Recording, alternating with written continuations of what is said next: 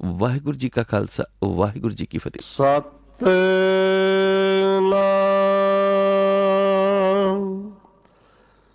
ਸ੍ਰੀ ਵਾਹਿਗੁਰੂ ਸਾਹਿਬ ਜੀ।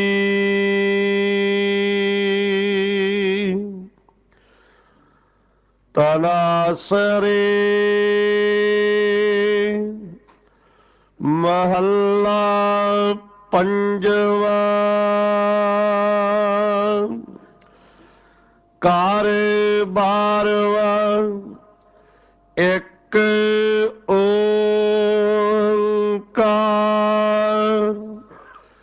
ਸਤਿਗੁਰ ਪ੍ਰਸਾਦ।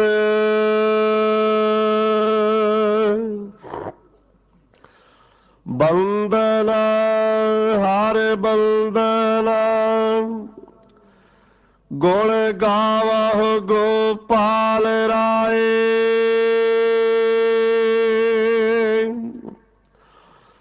ਬੰਦਨਾ ਹਰ ਬੰਦਨਾ ਗੁਣ ਗਾਵਹੁ ਗੋਪਾਲ ਰਾਏ। ਰਾਹੁ ਵੱਡੇ ਭਾਗ ਭੇਟੇ ਗੁਰਦੇਵਾ। ਕੋਟ ਪਰਾਧ ਮਿਟੇ ਹਰ ਸੇਵਾ। ਚਰਨ ਕਮਲ ਜਾਂ ਕਾ ਮਨ ਰਾਪੈ। ਸੋਗ ਅਗਨ ਤਿਸ ਜਨ ਨ ਵਿਆਪੈ।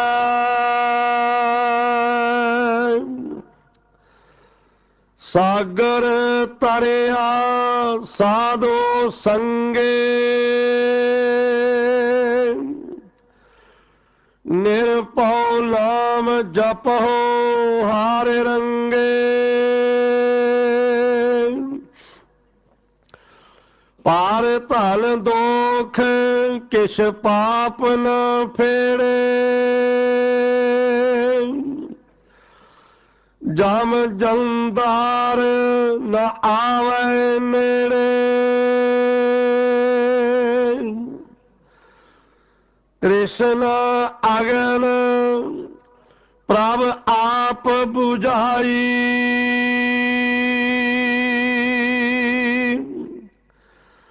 ਨਾਨਕ ਉਧਰੇ ਪ੍ਰਭ ਸਰਨਾਈ।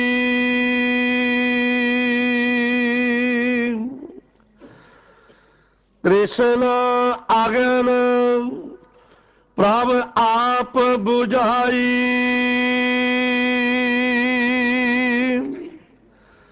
ਨਾਨਕ ਉਧਰੇ ਪ੍ਰਭ ਸਰਨਾਈ।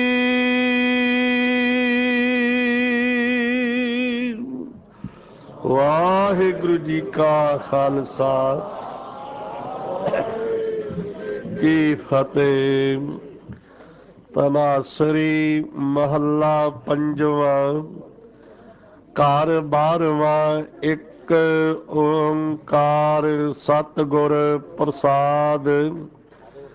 ਬੰਦਨਾ ਹਰ ਬੰਦਨਾ ਗੁਣ ਗਾਵਹੁ ਗੋਪਾਲ ਰਾਏ।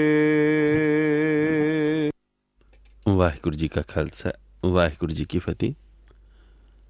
ਆਪਾਂ ਸਰਵਣ ਕੀਤੇ ਨੇ ਅੱਜ ਦੇ ਪਵਿੱਤਰ ਪਾਵਨ ਮਹਾਂਫਰਮਾਨ, ਅੱਜ ਦੇ ਹੁਕਮਨਾਮਾ ਸਾਹਿਬ ਜੀ। ਸਤਿਗੁਰੂ ਜੀ ਦਾ ਲੈਣੀ ਹਾਂ ਨਾਮ ਔਰ ਕਰਦੇ ਹਾਂ ਸ਼ੁਰੂ ਅੱਜ ਦੇ ਪਵਿੱਤਰ ਮਹਾਂਫਰਮਾਨ ਦੀ ਵਿਚਾਰ ਵਾਰਤਾ। ਅੱਜ ਦਾ ਪਾਵਨ ਪਵਿੱਤਰ ਮਹਾਂਫਰਮਾਨ ਪਾਤਸ਼ਾਹ ਪੰਚਮ ਸ਼ਹੀਦ ਗੁਰੂ ਅਰਜਨ ਦੇਵ ਮਹਾਰਾਜ ਜੀ ਦੀ ਮੁਬਾਰਕ ਪਵਿੱਤਰ ਬਾਣੀ ਦੇ ਵਿੱਚੋਂ ਬਖਸ਼ਿਸ਼ ਹੋਇਆ ਹੈ। ਗੁਰੂ ਗ੍ਰੰਥ ਸਾਹਿਬ ਜੀ ਦੇ ਪਾਵਨ ਸ਼ੁਭ ਅੰਗ ਨੰਬਰ 683 684 ਨੇ, ਜਿੱਥੇ ਅੱਜ ਦੇ ਹੁਕਮਨਾਮਾ ਸਾਹਿਬ ਜੀ ਸੁਭਾਈਮਾਨ ਨੇ, ਬਿਰਾਜਮਾਨ ਨੇ। ਅੱਜ ਦੇ ਹੁਕਮਨਾਮਾ ਸਾਹਿਬ ਜੀ ਦੀ ਰਾਗਾਂ ਦੇ ਵਿੱਚ ਰਾਗ ਗਾਇਨਾ ਰਾਗ ਤਨਾਸਰੀ ਹੈ, ਭਾਵ ਕੋਈ ਗਾਇਕ ਜਨ, ਕੋਈ ਰਾਗੀ ਜਨ ਅਗਰ ਅੱਜ ਦੇ ਹੁਕਮਨਾਮਾ ਸਾਹਿਬ ਜੀ ਦੀ ਰਾਗਾਂ ਦੇ ਵਿੱਚ ਗਾਇਨਾ ਕਰਨੀ ਚਾਹਣ ਤਾਂ ਸਤਿਗੁਰਾਂ ਵੱਲੋਂ ਮਿੱਥਿਆ ਹੁਕਮਨ ਰਾਗ ਰਾਗ ਤਨਾਸਰੀ ਹੈ। ਮਹੱਲਾ ਪੰਜਵਾਂ ਦਾ ਅਰਥ ਹੈ ਪਾਤਸ਼ਾਹ ਪੰਚਮ ਸ਼ਹੀਦ ਗੁਰੂ ਅਰਜਨ ਦੇਵ ਮਹਾਰਾਜ ਜੀ ਦੀ ਮੁਬਾਰਕ ਪਵਿੱਤਰ ਬਾਣੀ। ਇੱਕ ਓਂਕਾਰ ਸਤਿਗੁਰ ਪ੍ਰਸਾਦ। ਵਾਹਿਗੁਰੂ ਪਰਮਾਤਮਾ ਅੱਲਾ ਖੁਦਾ ਭਗਵਾਨ ਰੱਬ ਕੇਵਲ ਇੱਕ ਹੈ, ਪਰ ਉਸ ਦੀ ਪ੍ਰਾਪਤੀ ਸੱਚੇ ਗੁਰੂ ਦੇ ਸਦਕਾ ਹੈ। ਸੱਚੇ ਗੁਰੂ ਦੀ ਕਿਰਪਾ ਦੇ ਨਾਲ ਅਕਾਲ ਪੁਰਖ ਦੀ ਪ੍ਰਾਪਤੀ ਹੁੰਦੀ ਹੈ। ਅਗਰ ਸੱਚਾ ਗੁਰੂ ਮਿਲਿਆ ਤਾਂ ਪਰਮਾਤਮਾ ਵੀ ਮਿਲੇਗਾ। ਬੰਧਨਾ ਹਰ ਬੰਧਨਾ ਗੁਣ ਗਾਵੋ ਗੋਪਾਲ ਰਾਏ। ਰਹਾਓ।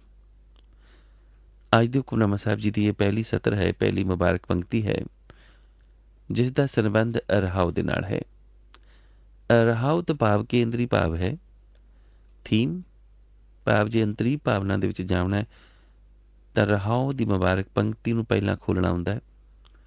ਰਹਾਓ ਦੀ ਮੁਬਾਰਕ ਪੰਕਤੀ ਦੇ ਵਿੱਚ ਉਹ ਕੁਝ ਕਹਿ ਦਿੱਤਾ ਜਾਂਦਾ ਜੋ ਸਤਿਗੁਰ ਸਾਨੂੰ ਕਹਿਣਾ ਸਮਝਾਉਣਾ ਚਾਹੁੰਦੇ ਨੇ। ਬਾਕੀ ਦੀਆਂ ਮੁਬਾਰਕ ਪੰਕਤੀਆਂ ਰਹਾਓ ਦੀ ਪਵਿੱਤਰ ਪੰਕਤੀ ਦੀ ਪ੍ਰੋੜਤਾ ਦੇ ਲਈ ਹੁੰਦੀਆਂ ਨੇ।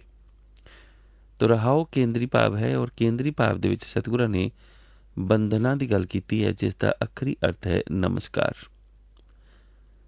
ਲੇਕਿਨ ਆਪਾਂ ਅੰਤਰੀ ਭਾਵਨਾ ਦੇ ਵਿੱਚ ਜਾਣਾ ਹੈ, ਇਸ ਕਰਕੇ ਬੰਧਨਾਂ ਦਾ ਕੀ ਅਰਥ ਹੋਵੇਗਾ। ਔਰ ਬੇਨਤੀ ਆਪ ਜੀ ਦੇ ਚਰਨਾਂ ਦੇ ਵਿੱਚ ਇਹੋ ਹੀ ਬਾਰ-ਬਾਰ ਕਿ ਰਹਾਓ ਦੀ ਮੁਬਾਰਕ ਪੰਕਤੀ ਵਿਚਕਾਰ ਹੈ, ਬਾਕੀ ਦੀਆਂ ਪਾਵਨ ਪਵਿੱਤਰ ਪੰਕਤੀਆਂ ਆਸ-ਪਾਸ ਘੁੰਮਦੀਆਂ ਨੇ, ਕੇਵਲ ਰਹਾਓ ਦੀ ਪੰਕਤੀ ਦੀ ਪ੍ਰੋੜਤਾ ਦੇ ਵਾਸਤੇ। ਤੋ ਇਸ ਦਾ ਮਤਲਬ ਇਹ ਹੈ ਕਿ ਇੱਥੇ ਬੰਧਨਾਂ ਦੇ ਵਿੱਚ ਨਮਸਕਾਰ ਕੀਤੇ ਜਾਣ ਦਾ ਤਰੀਕਾ ਹੈ। ਨਮਸਕਾਰ ਇੱਕ ਸਤਿਕਾਰ ਭਰਿਆ ਸ਼ਬਦ ਹੈ। ਆਪਾਂ ਇਸ ਸ਼ਬਦ ਨੂੰ ਕਿਸੇ ਦੇ ਲਈ ਵੀ ਵਰਤ ਸਕਦੇ ਹਾਂ ਜਿਸ ਨੂੰ ਆਪਾਂ ਸਤਿਕਾਰ ਦੇਣਾ ਹੋਵੇ। ਤੋ ਜ਼ਾਹਿਰ ਤੌਰ ਉੱਪਰ ਅਕਾਲ ਪੁਰਖ ਦੀ ਗੱਲ ਔਰ ਇਸ ਗੱਲ ਦੀ ਸ਼ੁਰੂਆਤ ਹੀ ਇੱਕ ਸਤਿਕਾਰ ਦੇ ਨਾਲ ਹੁੰਦੀ ਹੈ। ਸਤਿਕਾਰ ਆਪਾਂ ਕਿਸ ਨੂੰ ਦਿੰਦੇ ਹਾਂ? ਜਿਸ ਨੂੰ ਪਿਆਰ ਵਜੋਂ ਆਪਾਂ ਮਾਣ ਸਤਿਕਾਰ ਪਿਆਰ ਦੇਣਾ ਹੋਵੇ। ਤੋ ਇਸ ਦਾ ਅਰਥ ਪ੍ਰਣਾਮ ਹੈ, ਬੰਦਨਾ ਹੈ। ਗੌੜੀ ਰਾਗ ਦੇ ਵਿੱਚ ਵੀ ਬਾਦਸ਼ਾਹ ਕਹਿੰਦੇ ਨੇ, ਨਾਨਕ ਗੁਰ ਪੂਰੇ ਨਮਸਕਾਰ। ਪ੍ਰਣਾਮ, ਬੰਦਨਾ, ਨਮਸਕਾਰ, ਇਹ ਸਾਰੇ ਦੇ ਸਾਰੇ ਸ਼ਬਦ ਸਤਿਕਾਰ ਦੇ ਲਖਾਇਕ ਨੇ, ਇਸ ਦੇ ਵਿੱਚ ਕੋਈ ਸ਼ੱਕ ਨਹੀਂ। ਲੇਕਿਨ ਗੁਰਮਤਿ ਦੇ ਵਿੱਚ ਸਾਨੂੰ ਸਤਿਕਾਰ ਦਾ, ਨਮਸਕਾਰ ਦਾ, ਬੰਦਨਾ ਦਾ ਤਰੀਕਾ ਦੱਸਿਆ ਗਿਆ ਹੈ। ਅੰਤਰੀ ਭਾਵਨਾ ਦੇ ਵਿੱਚ ਜਾਣ ਦੇ ਲਈ ਨਮਸਕਾਰ ਦਾ ਤਰੀਕਾ ਕੀ ਹੈ, ਸਤਿਕਾਰ ਦਾ ਤਰੀਕਾ ਕੀ ਹੈ? ਸਭ ਤੋਂ ਪਹਿਲਾਂ ਸਤਿਕਾਰ ਦਾ ਤਰੀਕਾ ਹੈ ਗੁਣ ਗਾਵੋ ਗੋਪਾਲ ਰਾਏ। ਇਹ ਤਰੀਕਾ ਹੈ। ਵੱਡੇ ਭਾਗ ਭੇਟੇ ਗੁਰਦੇਵਾ, ਗੁਰਦੇਵ ਨੂੰ ਭੇਟਣਾ ਨਮਸਕਾਰ ਦਾ ਤਰੀਕਾ ਹੈ। ਗੁਰਦੇਵ ਦੇ ਨਾਲ ਮੁਲਾਕਾਤ ਹੋ ਜਾਣੀ। ਨਮਸਕਾਰ ਦਾ ਤਰੀਕਾ ਹੈ ਚਰਨ ਕਮਲ ਜਾ ਕਾ ਮਨ ਰਾਪੇ, ਮਨ ਰੰਗਿਆ ਜਾਣਾ ਉਸ ਅਕਾਲ ਪੁਰਖ ਦੇ ਵਿੱਚ। ਇਹ ਨਮਸਕਾਰ ਦਾ ਤਰੀਕਾ, ਕਿਉਂਕਿ ਸੰਸਾਰਕ ਤੌਰ ਉੱਪਰ ਜਾਂ ਸਰੀਰਕ ਤੌਰ ਉੱਪਰ ਮਨੁੱਖ ਕਿਸੇ ਦੇ ਸਤਿਕਾਰ ਕਰਨ ਦੀ ਗੱਲ ਤਾਂ ਕਰਦਾ ਹੈ, ਪਰ ਕੀ ਉਹ ਵਾਕਈ ਉਸ ਦਾ ਸਤਿਕਾਰ ਕਰਦਾ ਜਾਂ ਨਹੀਂ? ਕਿਸੇ ਨੂੰ ਆਪਾਂ ਕਹੀਏ ਜਾਈਏ ਕਿ ਤੁਹਾਡਾ ਅਸੀਂ ਸਤਿਕਾਰ ਬੜਾ ਕਰਦੇ ਹਾਂ, ਤੁਸੀਂ ਕਹਿ ਕੇ ਤਾਂ ਦੇਖੋ, ਤੇ ਜਦੋਂ ਉਹ ਕਹਿੰਦਾ ਨਹੀਂ ਇਹ ਗੱਲ ਤਾਂ ਅਸੀਂ ਨਹੀਂ ਮੰਨ ਸਕਦੇ, ਉਹਦਾ ਸਤਿਕਾਰ ਬੜਾ ਤੁਹਾਡਾ, ਉਹਦਾ ਸਤਿਕਾਰ ਬੜਾ ਹੈ ਪਰ ਤੁਹਾਡੀ ਗੱਲ ਅਸੀਂ ਨਹੀਂ ਮੰਨ ਸਕਦੇ। ਗੁਰੂ ਗ੍ਰੰਥ ਸਾਹਿਬ ਜੀ ਦਾ ਉਹਦਾ ਸਤਿਕਾਰ ਬੜਾ ਹੈ ਪਰ ਸਾਬਤ ਸੂਰਤ ਦੀ ਗੱਲ ਆਪਾਂ ਨਹੀਂ ਮੰਨ ਸਕਦੇ। ਤਾਂ ਕੀ ਫਿਰ ਆਪਾਂ ਬੰਧਨਾ ਕਰ ਲਈ, ਸਤਿਕਾਰ ਕਰ ਲਿਆ, ਨਮਸਕਾਰ ਕਰ ਲਿਆ। ਸਤਿਕਾਰ ਤਾਂ ਬੜਾ ਹੈ ਪਰ ਸਾਬਤ ਸੂਰਤ ਦੇ ਨਾਲ ਦਸਤਾਰ ਸਿਰੇ ਦੀ ਗੱਲ ਆਪਾਂ ਨਹੀਂ ਕਰ ਸਕਦੇ। ਉਹਦਾ ਸਤਿਕਾਰ ਬੜਾ ਹੈ, ਮੱਥਾ ਟੇਕਾਂਗੇ ਰੁਮਾਲ ਰੱਖ ਕੇ ਸਿਰ ਦੇ ਉੱਤੇ, ਸਤਿਕਾਰ ਬੜਾ ਹੈ। ਪਰ ਜਿਸ ਚੀਜ਼ ਦੇ ਵਿੱਚ ਪ੍ਰਯੋਗ ਨਹੀਂ ਉਹ ਚੀਜ਼ ਗੱਲੀ ਬਾਤੀ ਹੈ। ਔਰ ਗੱਲਾਂ ਕਰਨ ਵਾਲੇ ਹਨ ਕਨੇਰੇ। ਸਤਿਗੁਰੂ ਜੀ ਕਹਿੰਦੇ ਨੇ ਗੱਲਾਂ ਕਰਨ ਵਾਲੇ ਬਹੁਤ ਨੇ, ਔਰ ਗੱਲਾਂ ਕਰਨ ਵਾਲੇ ਬਹੁਤ ਨਹੀਂ, ਚੰਗੀਆਂ ਚੰਗੀਆਂ ਗੱਲਾਂ ਕਰਨ ਵਾਲੇ ਵੀ ਬਹੁਤ ਨੇ। ਗੱਲੀ ਅਸੀਂ ਚੰਗੀਆਂ, ਆਚਾਰੀ ਬੁਰੀਆਂ। ਆਚਾਰੀ ਅੱਖਰੀ ਅਰਥ ਆਚਰਣ ਹੈ, ਲੇਕਿਨ ਅੰਤਰੀ ਭਾਵਨਾ ਦੇ ਵਿੱਚ ਅਰਥ ਹੈ ਪ੍ਰਯੋਗ, ਵਿਵਹਾਰ। ਕੀ ਆਚਰਣ ਵੀ ਚੰਗਾ ਹੈ ਜਾਂ ਕੇਵਲ ਗੱਲਾਂ ਹੀ ਕਰਨ ਦਾ ਢੰਗ ਚੰਗਾ ਹੈ? ਗੱਲਾਂ ਤੇ ਮੇਰੇ ਵਰਗੇ ਵੀ ਕਰ ਲੈਂਦੇ ਨੇ, ਲੇਕਿਨ ਕੀ ਉਹਨਾਂ ਦਾ ਆਚਰਣ ਵੀ ਠੀਕ ਹੈ? ਕਿ ਜਿਹੜੀਆਂ ਉਹ ਗੱਲਾਂ ਕਰਦੇ ਨੇ ਉਸ ਉੱਪਰ ਖੁਦ ਵੀ ਉਹ ਪ੍ਰਯੋਗ ਕਰਦੇ ਨੇ ਕਿ ਨਹੀਂ? ਉਹਨਾਂ ਦਾ ਆਪਣਾ ਜੀਵਨ ਕਿਸ ਤਰ੍ਹਾਂ ਦਾ ਹੈ? ਉਹਨਾਂ ਦਾ ਆਪਣਾ ਜੀਵਨ ਅਗਰ ਉਹਨਾਂ ਦੀਆਂ ਗੱਲਾਂ ਉੱਪਰ ਨਿਰਭਰ ਹੈ, ਆਧਾਰਿਤ ਹੈ ਤਾਂ ਜ਼ਾਹਿਰ ਤੌਰ ਉੱਪਰ ਉਹਨਾਂ ਦੇ ਕੋਲ ਪ੍ਰਯੋਗ ਹੈ। ਔਰ ਗੁਰਮਤਿ ਦੇ ਵਿੱਚ ਖਿਮਾ ਕਰਨੀ ਪ੍ਰਯੋਗ ਪ੍ਰਵਾਨ ਹੈ, ਗੱਲਾਂ ਨਹੀਂ। ਗੱਲੀ ਅਸੀਂ ਚੰਗੀਆਂ, ਆਚਾਰੀ ਬੁਰੀਆਂ। ਮਨੋ ਕਸੂਦਾਂ ਕਾਲੀਆਂ, ਬਾਹਰੋਂ ਚਿਟਵੀਆਂ। ਬਾਹਰ ਗਿਆਨ ਧਿਆਨ ਇਸਨਾਨ, ਅੰਤਰ ਵਿਆਪੇ ਲੋਭ ਸਵਾਨ। ਮਨੁੱਖ ਅਸਲ ਦੇ ਵਿੱਚ ਦੂਸਰੇ ਨੂੰ ਉਪਦੇਸ਼ ਦੇ ਲੈਂਦਾ ਹੈ, ਬੜਾ ਆਸਾਨ ਹੈ। ਦੂਸਰੇ ਨੂੰ ਧੀਰਜ ਦੇਣਾ ਵੀ ਬੜਾ ਆਸਾਨ ਹੈ। ਦੂਸਰੇ ਨੂੰ ਸਮਝਾਉਣਾ ਵੀ ਬੜਾ ਆਸਾਨ ਹੈ। ਲੇਕਿਨ ਮੁਸ਼ਕਲ ਕੀ ਹੈ? ਆਪ ਸਮਝਣਾ। ਤੋ ਜਿੰਨੀ ਦੇਰ ਤੱਕ ਗੁਰਮਤਿ ਦੇ ਵਿੱਚ ਮਨੁੱਖ ਨੂੰ ਆਪ ਸੋਝੀ ਨਹੀਂ ਆਉਂਦੀ, ਉਹ ਸੋਝੀ ਕਿਸੇ ਹੋਰ ਨੂੰ ਦੇ ਹੀ ਨਹੀਂ ਸਕਦਾ। ਇਹ ਵੱਖਰੀ ਗੱਲ ਹੈ ਕਿ ਉਸ ਦੇ ਕੋਲ ਚੋਪੜੀਆਂ ਗੱਲਾਂ ਕਰਨ ਦੀ ਜਾਚ ਹੋਵੇ, ਔਰ ਉਹਨਾਂ ਗੱਲਾਂ ਦੇ ਰੁਝਾਨ ਦੇ ਵਿੱਚ, ਯਾਨੀ ਕਿ ਗੱਲਾਂ ਨੂੰ ਕਰਕੇ ਐਸਾ ਰੁਝਾ ਲਵੇ ਲੋਕਾਂ ਨੂੰ ਕਿ ਲੋਕ ਉਸ ਨੂੰ ਸੰਤ ਮੰਨ ਲੈਣ, ਗਿਆਨੀ ਮੰਨ ਲੈਣ, ਬ੍ਰਹਮ ਗਿਆਨੀ ਮੰਨ ਲੈਣ, ਵਿਦਵਾਨ ਮੰਨ ਲੈਣ। ਲੇਕਿਨ ਸਤਿਗੁਰ ਨੇ ਗੱਲ ਮਨੁੱਖ ਦੇ ਜੀਵਨ ਦੇ ਪ੍ਰਯੋਗ ਦੀ ਕੀਤੀ ਹੈ। ਹੁਣ ਬੰਧਨਾਂ ਦੇ ਵਿੱਚ ਪ੍ਰਯੋਗ ਕੀ ਹੈ? ਬੰਧਨਾਂ ਦਾ ਗੁਰਮਤਿ ਦੇ ਵਿੱਚ ਦੋ ਤਰੀਕੇ ਦੇ ਨਾਲ ਜ਼ਿਕਰ ਆਇਆ ਹੈ, ਇੱਕ ਬੰਧਨਾ ਔਰ ਇੱਕ ਬੰਧਨ। ਅਸਲ ਦੇ ਵਿੱਚ ਮਨੁੱਖ ਨੇ ਆਪਣੇ ਬੰਧਨ ਉਸ ਅਕਾਲ ਪੁਰਖ ਦੇ ਨਾਲ ਜੋੜਨੇ ਨੇ। ਅਕਾਲ ਪੁਰਖ ਦੇ ਨਾਲ ਬੰਧਨ ਕਿਉਂ ਜੋੜਨੇ ਨੇ? ਤਾਂ ਕਿ ਦੁਨਿਆਵੀ ਬੰਧਨਾਂ ਤੋਂ ਉਹ ਮੁਕਤ ਹੋ ਸਕੇ। ਔਰ ਦੁਨਿਆਵੀ ਬੰਧਨ ਤੋੜੇ ਬਿਨਾਂ ਇੱਕ ਅਕਾਲ ਪੁਰਖ ਦੇ ਨਾਲ ਬੰਧਨ ਬੰਧ ਨਹੀਂ ਸਕਦਾ। ਆਪ ਇੱਕ ਗੱਲ ਨੋਟ ਕਰਨਾ, ਜਿਸ ਵਕਤ ਆਪਾਂ ਕਿਸੇ ਨੂੰ ਨਮਸਕਾਰ ਕਰਦੇ ਹਾਂ ਜਾਂ ਕਿਸੇ ਦੇ ਸਤਿਕਾਰ ਵਜੋਂ ਸਤਿ ਸ੍ਰੀ ਅਕਾਲ ਕਹਿੰਦੇ ਹਾਂ ਜਾਂ ਕੋਈ ਵੀ ਹੋਰ ਸਤਿਕਾਰ ਦਾ ਸ਼ਬਦ ਜਦੋਂ ਵਰਤਦੇ ਹਾਂ, ਤਾਂ ਸੱਭਿਆਚਾਰਕ ਤੌਰ ਉੱਪਰ ਜ਼ਹਿਨ ਦੇ ਵਿੱਚ ਸਤਿਕਾਰ ਹੁੰਦਾ ਹੈ। ਇਸ ਕਰਕੇ ਆਪਣੇ ਆਪ ਇੱਕ ਹੱਥ ਦੂਸਰੇ ਦੇ ਬੰਧਨ ਦੇ ਵਿੱਚ ਆ ਜਾਂਦਾ ਹੈ, ਜੁੜ ਜਾਂਦੇ ਨੇ ਦੋਨੋਂ ਹੱਥ। ਬੰਧਨਾ ਬੰਧ ਗਏ ਦੋਨੋਂ ਹੱਥ। ਜਿਸ ਵਕਤ ਕਿਸੇ ਨੂੰ ਨਮਸਕਾਰ ਕਰਦੇ ਹਾਂ ਮਨ ਕਰਕੇ, ਔਰ ਨਮਸਕਾਰ ਕਰਨ ਲੱਗਿਆਂ ਜਿਸ ਵਕਤ ਜ਼ਹਿਨ ਦੇ ਵਿੱਚ, ਧਿਆਨ ਦੇ ਵਿੱਚ ਉਸ ਦਾ ਸਤਿਕਾਰ ਵੀ ਹੈ, ਤਾਂ ਹੱਥ ਆਪਣੇ ਆਪ ਜੁੜ ਜਾਣਗੇ। ਆਪ ਇਸ ਗੱਲ ਨੂੰ ਕਦੀ ਵੀ ਨੋਟ ਕਰਿਓ। ਇਹ ਇੱਕ ਸੱਭਿਆਚਾਰਕ ਸਾਂਝ ਹੁੰਦੀ ਹੈ। ਜਦੋਂ ਸੱਭਿਆਚਾਰ ਦੇ ਵਿੱਚ ਹੀ ਮਨੁੱਖ ਨੂੰ ਇਹ ਸਮਝਾ ਦਿੱਤਾ ਜਾਵੇ ਕਿ ਤੇਰੇ ਜੁੜੇ ਹੋਏ ਹੱਥ ਕਿਸੇ ਦੇ ਲਈ ਸਤਿਕਾਰ ਦਾ ਪ੍ਰਤੀਕ ਨੇ, ਜੁੜੇ ਹੋਏ ਹੱਥ ਖਿਮਾ ਦਾ ਪ੍ਰਤੀਕ ਨੇ। ਤੋ ਜਿਸ ਵਕਤ ਖਿਮਾ ਮੰਗੇਗਾ, ਜਿਸ ਵਕਤ ਨਮਸਕਾਰ ਕਰੇਗਾ, ਖੁਦ ਬ ਖੁਦ ਉਸ ਦੇ ਹੱਥ ਬੰਧਨ ਦੇ ਵਿੱਚ ਆ ਜਾਣਗੇ, ਜੁੜ ਜਾਣਗੇ। ਇਹ ਬੰਧਨਾ ਹੈ। ਤੋ ਸਤਿਗੁਰ ਗੌੜੀ ਰਾਗ ਦੇ ਵਿੱਚ ਪਾਤਸ਼ਾਹ ਪੰਚਮ ਕਹਿੰਦੇ ਨੇ, ਗੁਰੂ ਗ੍ਰੰਥ ਸਾਹਿਬ ਜੀ ਦਾ ਅੰਗ 296 ਹੈ, ਕਰੋ ਬੰਧਨਾ ਅਨਕ ਵਾਰ ਸਰਨ ਭਰੋ ਹਰ ਰਾਏ। ਗੁਰਸਿੱਖ ਨੇ ਜਿਹੜੀ ਬੰਧਨਾ ਕਰਨੀ ਹੈ, ਗੁਰਸਿੱਖ ਨੇ ਜਿਹੜਾ ਸਤਿਕਾਰ ਕਰਨਾ ਹੈ, ਉਸ ਦਾ ਨਾਲ ਹੀ ਸਤਿਗੁਰ ਨੇ ਫੈਸਲਾ ਕਰ ਦਿੱਤਾ ਹੈ ਕਿ ਅਨਕ ਬਾਰ ਕਰ ਤੂੰ ਬੰਧਨਾ, ਲੇਕਿਨ ਕਰ ਕਿਸ ਤਰੀਕੇ ਨਾਲ? ਸਰਨ ਭਰੋ ਹਰ ਰਾਏ। ਉਸ ਅਕਾਲ ਪੁਰਖ ਦੀ ਸ਼ਰਨ ਜਾਣ ਦੀ ਗੱਲ ਆਪਣੇ ਮਨ 'ਚ ਲਿਆ ਕੇ। ਤੋ ਸ਼ਰਨ ਜਾਣ ਦੀ ਗੱਲ ਕੀ ਹੈ? ਕਿ ਤੇਰਾ ਕੀਆ ਤੇਰਾ ਭਾਣਾ ਮੈਨੂੰ ਮਿੱਠਾ ਲੱਗੇਗਾ, ਤੇਰਾ ਹੁਕਮ ਮੈਂ ਪਹਿਚਾਣਾਂਗਾ, ਔਰ ਤੇਰੇ ਹੁਕਮ ਦੀ ਅਵੱਗਿਆ ਕਰਨ ਦੀ ਮੇਰੇ ਅੰਦਰ ਕਦੀ ਸਮਰਥਤਾ ਜਾਂ ਸ਼ਕਤੀ ਨਾ ਆਵੇ। ਤੇਰੇ ਹੁਕਮ ਦੀ ਪਾਲਣਾ ਕਰਾਂ। ਔਰ ਜੇ ਤੂੰ ਕਵੇਂ ਸਾਬਤ ਸੂਰਤ, ਤਾਂ ਮੈਂ ਉਸ ਨੂੰ ਤਸਲੀਮ ਕਰਾਂ, ਬਹਿਸ ਨਹੀਂ ਕਰਾਂ ਉਸ ਉੱਪਰ। ਕਿਉਂਕਿ ਲੋਕ ਤਾਂ ਗੁਰੂ ਦੇ ਸ਼ਬਦ ਉੱਪਰ ਹੀ ਬਹਿਸ ਕਰਨ ਦੇ ਲਈ ਪਹਿਲਾਂ ਤਾਂ ਤਿਆਰ ਬੈਠੇ ਨੇ। ਔਰ ਇਹੋ ਹੀ ਕਾਰਨ ਹੈ ਕਿ ਮਨ 'ਚ ਸਤਿਕਾਰ ਨਹੀਂ ਜਗਿਆ। ਇਸ ਕਰਕੇ ਤਨ ਕਰਕੇ ਬੇਅਦਬੀ ਹੋ ਰਹੀ ਹੈ। ਜੇ ਮਨ 'ਚ ਸਤਿਕਾਰ ਜਗਿਆ ਹੁੰਦਾ ਤਾਂ ਤਨ ਕਰਕੇ ਬੇਅਦਬੀ ਕਦੀ ਨਾ ਹੁੰਦੀ। ਤੋ ਸਤਿਗੁਰੂ ਜੀ ਨੇ, ਜਿਵੇਂ ਮੈਂ ਬੇਨਤੀ ਕੀਤੀ ਸੀ ਕਿ ਗੁਰੂ ਗ੍ਰੰਥ ਸਾਹਿਬ ਜੀ ਦੇ ਵਿੱਚ ਦੋ ਤਰੀਕੇ ਦੇ ਨਾਲ, ਇੱਕ ਬੰਧਨਾ ਹੈ, ਇੱਕ ਬੰਧਨ ਹੈ। ਬੰਧਨ ਵੀ ਕਿਹਾ ਗਿਆ। ਗੌੜੀ ਰਾਗ ਦੇ ਵਿੱਚ ਪਾਤਸ਼ਾਹ ਪੰਚਮ ਦੀ ਬਾਣੀ ਹੈ, ਗੁਰੂ ਅਰਜਨ ਦੇਵ ਮਹਾਰਾਜ ਜੀ ਦੀ ਅੰਗ 217 ਹੈ, ਜਿੱਥੇ ਪਾਤਸ਼ਾਹ ਕਹਿੰਦੇ ਪੂਜਾ ਅਰਚਾ ਬੰਧਨ ਦੇਵਾ ਜੀਓ। ਪੂਜਾ ਅਰਚਾ ਬੰਧਨ ਦੇਵਾ ਜੀਓ। ਸਿੱਖ ਨੇ ਜਿਹੜੀ ਪੂਜਾ ਕਰਨੀ ਹੈ, ਸਿੱਖ ਨੇ ਜਿਹੜੀ ਅਰਚਾ ਕਰਨੀ ਹੈ, ਜਾਂ ਫਿਰ ਸਤਿਗੁਰੂ ਜਿਵੇਂ ਕਹਿੰਦੇ ਨੇ ਡੰਡੌਤ ਬੰਧਨ ਅਨਕ ਬਾਰ ਸਰਬ ਕਲਾ ਸਮਰੱਥ। ਪਾਤਸ਼ਾਹ ਜੀ ਦੀ ਬਾਣੀ ਹੈ ਨਾ ਸਲੋਕਾਂ ਦੇ ਵਿੱਚ, ਗੁਰੂ ਨਾਨਕ ਦੇਵ ਮਹਾਰਾਜ ਜੀ ਦੀ। ਡੰਡੌਤ ਬੰਧਨ ਅਨਕ ਬਾਰ ਸਰਬ ਕਲਾ ਸਮਰੱਥ, ਡੋਲਨ ਤੇ ਰਾਖੋ ਪ੍ਰਭੂ ਨਾਨਕ ਦੇ ਕਰ ਹੱਥ। ਸਿੱਖ ਨੇ ਜਿਹੜੀ ਡੰਡੌਤ ਵੀ ਕਰਨੀ ਹੈ। ਹੁਣ ਡੰਡੌਤ ਦਾ ਵੀ ਜਿਹੜਾ ਅੱਖਰੀ ਅਰਥ ਹੈ ਉਹ ਡੰਡਵਤ ਹੈ। ਡੰਡਵਤ ਦਾ ਮਤਲਬ ਹੈ ਡੰਡੇ ਵਾਂਗ ਸਿੱਧੇ ਪੈਣ ਦੀ ਕਿਰਿਆ। ਕਰ ਡੰਡੌਤ ਪੁੰਨ ਵੱਡਾ ਹੈ। ਆਪਾਂ ਸੋਹਲੇ ਸਾਹਿਬ ਦਾ ਵੀ ਪਾਠ ਕਰਦੇ ਹਾਂ, ਕਾਮ ਕ੍ਰੋਧ ਨਗਰ ਬੋ ਭਰਿਆ, ਜਦੋਂ ਪੜ੍ਹਦੇ ਹਾਂ ਕਰ ਡੰਡੌਤ ਉਤ ਪੁੰਨ ਵੱਡਾ ਹੈ। ਮਨੁੱਖ ਡੰਡੇ ਵਾਂਗੂ ਪੁੱਠਾ ਲੇਟ ਜਾਂਦਾ ਸੜਕ ਉੱਪਰ, ਔਰ ਜਿੱਥੇ ਉਹਦਾ ਸਿਰ ਪਹੁੰਚਦਾ ਉੱਥੇ ਫਿਰ ਆਪਣੇ ਪੈਰ ਰੱਖ ਕੇ ਫਿਰ ਅੱਗੋਂ ਲੇਟਦਾ। ਇਸ ਤਰ੍ਹਾਂ ਕਰਕੇ ਉਹ ਦੇਵੀ ਜਾਂ ਮੰਦਰ ਜਾਂ ਜਿਸ ਜਗ੍ਹਾ ਨੂੰ ਉਹ ਪੂਜਦਾ ਉਸ ਜਗ੍ਹਾ ਤੱਕ ਉਹ ਪਹੁੰਚਦਾ, ਯਾਨੀ ਕਿ ਸਿੱਧਾ ਆਪਣੇ ਆਪ ਨੂੰ ਲਟਾ ਕੇ ਜਾਂ ਫਿਰ ਸਿੱਧਾ ਲੇਟ ਕੇ ਨਮਸਕਾਰ ਕਰਦਾ। ਸਤਿਗੁਰ ਕਹਿੰਦੇ ਨੇ ਮੁਬਾਰਕ ਹੈ। ਲੇਕਿਨ ਪਾਤਸ਼ਾਹ ਕਹਿੰਦੇ ਨੇ ਇਹਦੇ ਵਿੱਚ ਪ੍ਰਯੋਗ ਕੀ ਹੈ?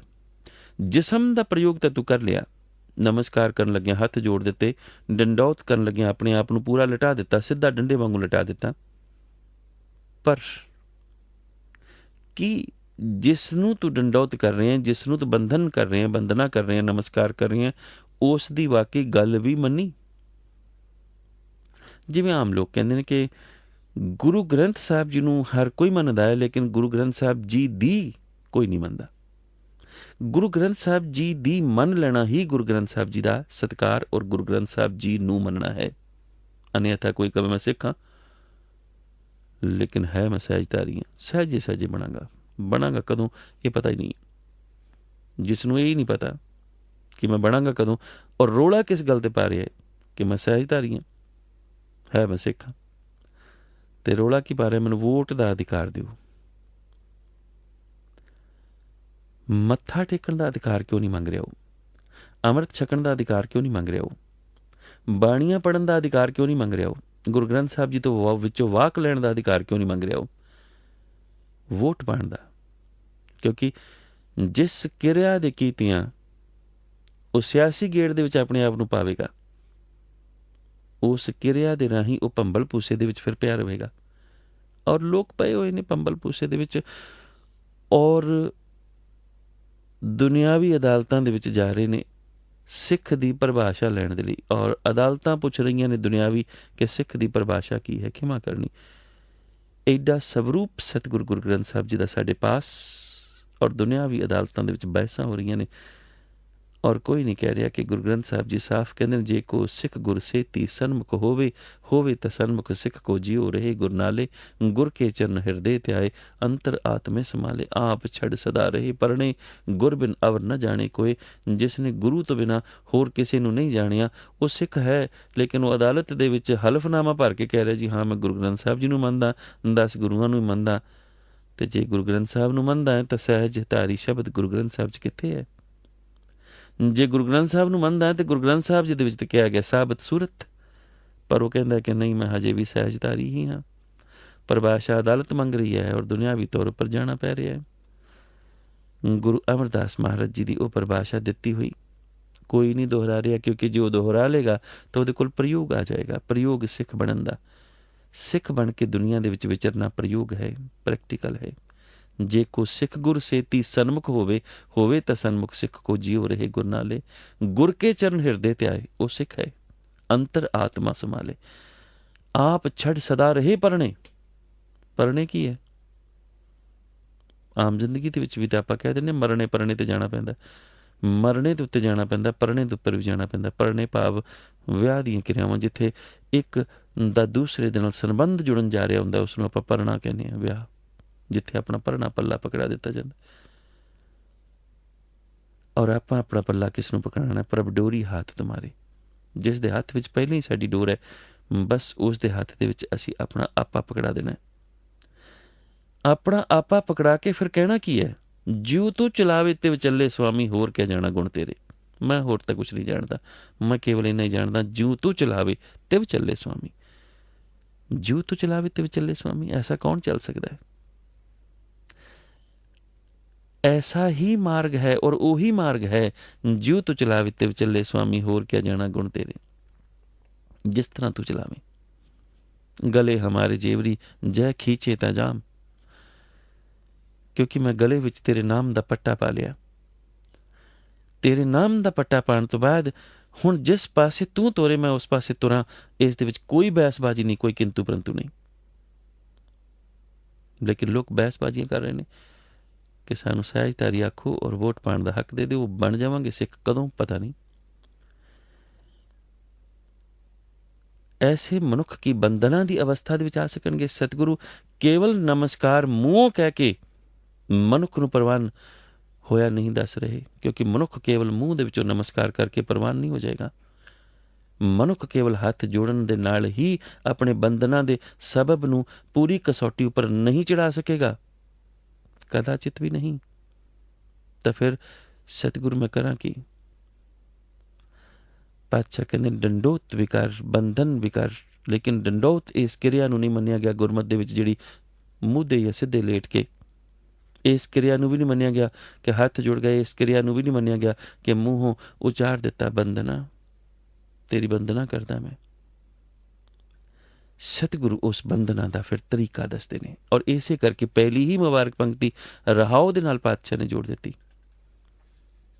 ਤਰੀਕਾ ਕੀ ਹੈ ਪਾਤਸ਼ਾਹ ਬੰਦਨਾ ਦਾ? ਬੰਦਨਾ, ਹਰ ਬੰਦਨਾ, ਗੱਲ ਸਮਝ ਲੱਗ ਗਈ ਪਾਤਸ਼ਾਹ। ਨਮਸਕਾਰ, ਉਸ ਅਕਾਲ ਪੁਰਖ ਦਾ ਸਨਮਾਨ, ਹਰੀ ਦਾ ਸਨਮਾਨ, ਹਰੀ ਦਾ ਪੂਰਾ ਪੂਰਾ ਪੂਜਣਾ, ਉਸ ਦੀ ਆਸਨਾ, ਸਭ ਕੁਛ ਉਸ ਦਾ। ਲੇਕਿਨ ਤਰੀਕਾ ਕੀ ਪਾਤਸ਼ਾਹ? ਗੁਣ ਗਾਵੋ, ਉਸ ਦੇ ਗੁਣ ਗਾਵਾਂ। ਕਿਸ ਦੇ? ਗੋਪਾਲ ਰਾਏ। ਉਸ ਅਕਾਲ ਪੁਰਖ ਦੇ ਗੁਣ ਗਾਣਾ ਔਰ ਗੁਣਾਂ ਦੇ ਵਿੱਚ ਉਸ ਨੂੰ ਯਾਦ ਰੱਖਣਾ, ਔਰ ਗੁਣਾਂ ਦੇ ਵਿੱਚ ਯਾਦ ਰੱਖਣ ਦਾ ਤਰੀਕਾ ਆਪਣੇ ਅੰਦਰ ਉਸ ਅਕਾਲ ਪੁਰਖ ਵਾਲੇ ਗੁਣ ਪੈਦਾ ਕਰ ਲੈਣਾ। ਕਿਉਂਕਿ ਗੁਰਮਤਿ ਦੇ ਵਿੱਚ ਮਨੁੱਖ ਨੂੰ ਅਕਾਲ ਪੁਰਖ ਦੇ ਵਿੱਚ ਸਮਾ ਜਾਣ ਦੀ ਅਵਸਥਾ ਦੇ ਵਿੱਚ ਹੀ ਪ੍ਰਵਾਨ ਕੀਤਾ ਗਿਆ ਹੈ। ਹਰ ਜਨ ਐਸਾ ਚਾਹੀਏ ਜੈਸਾ ਹਰ ਹੀ ਹੋਏ, ਇਸ ਤੋਂ ਉਰਾ ਸਮਝੌਤਾ ਨਹੀਂ ਹੈ। ਨਾਨਕ ਲੀਨ ਪਿਓ ਗੋਬਿੰਦ ਸਿੰਘ। ਹਰ ਜਨ ਐਸਾ ਚਾਹੀਏ, ਹਰੀ ਜਨ ਇਸ ਤਰ੍ਹਾਂ ਦਾ ਹੋਣਾ ਚਾਹੀਦਾ ਹੈ।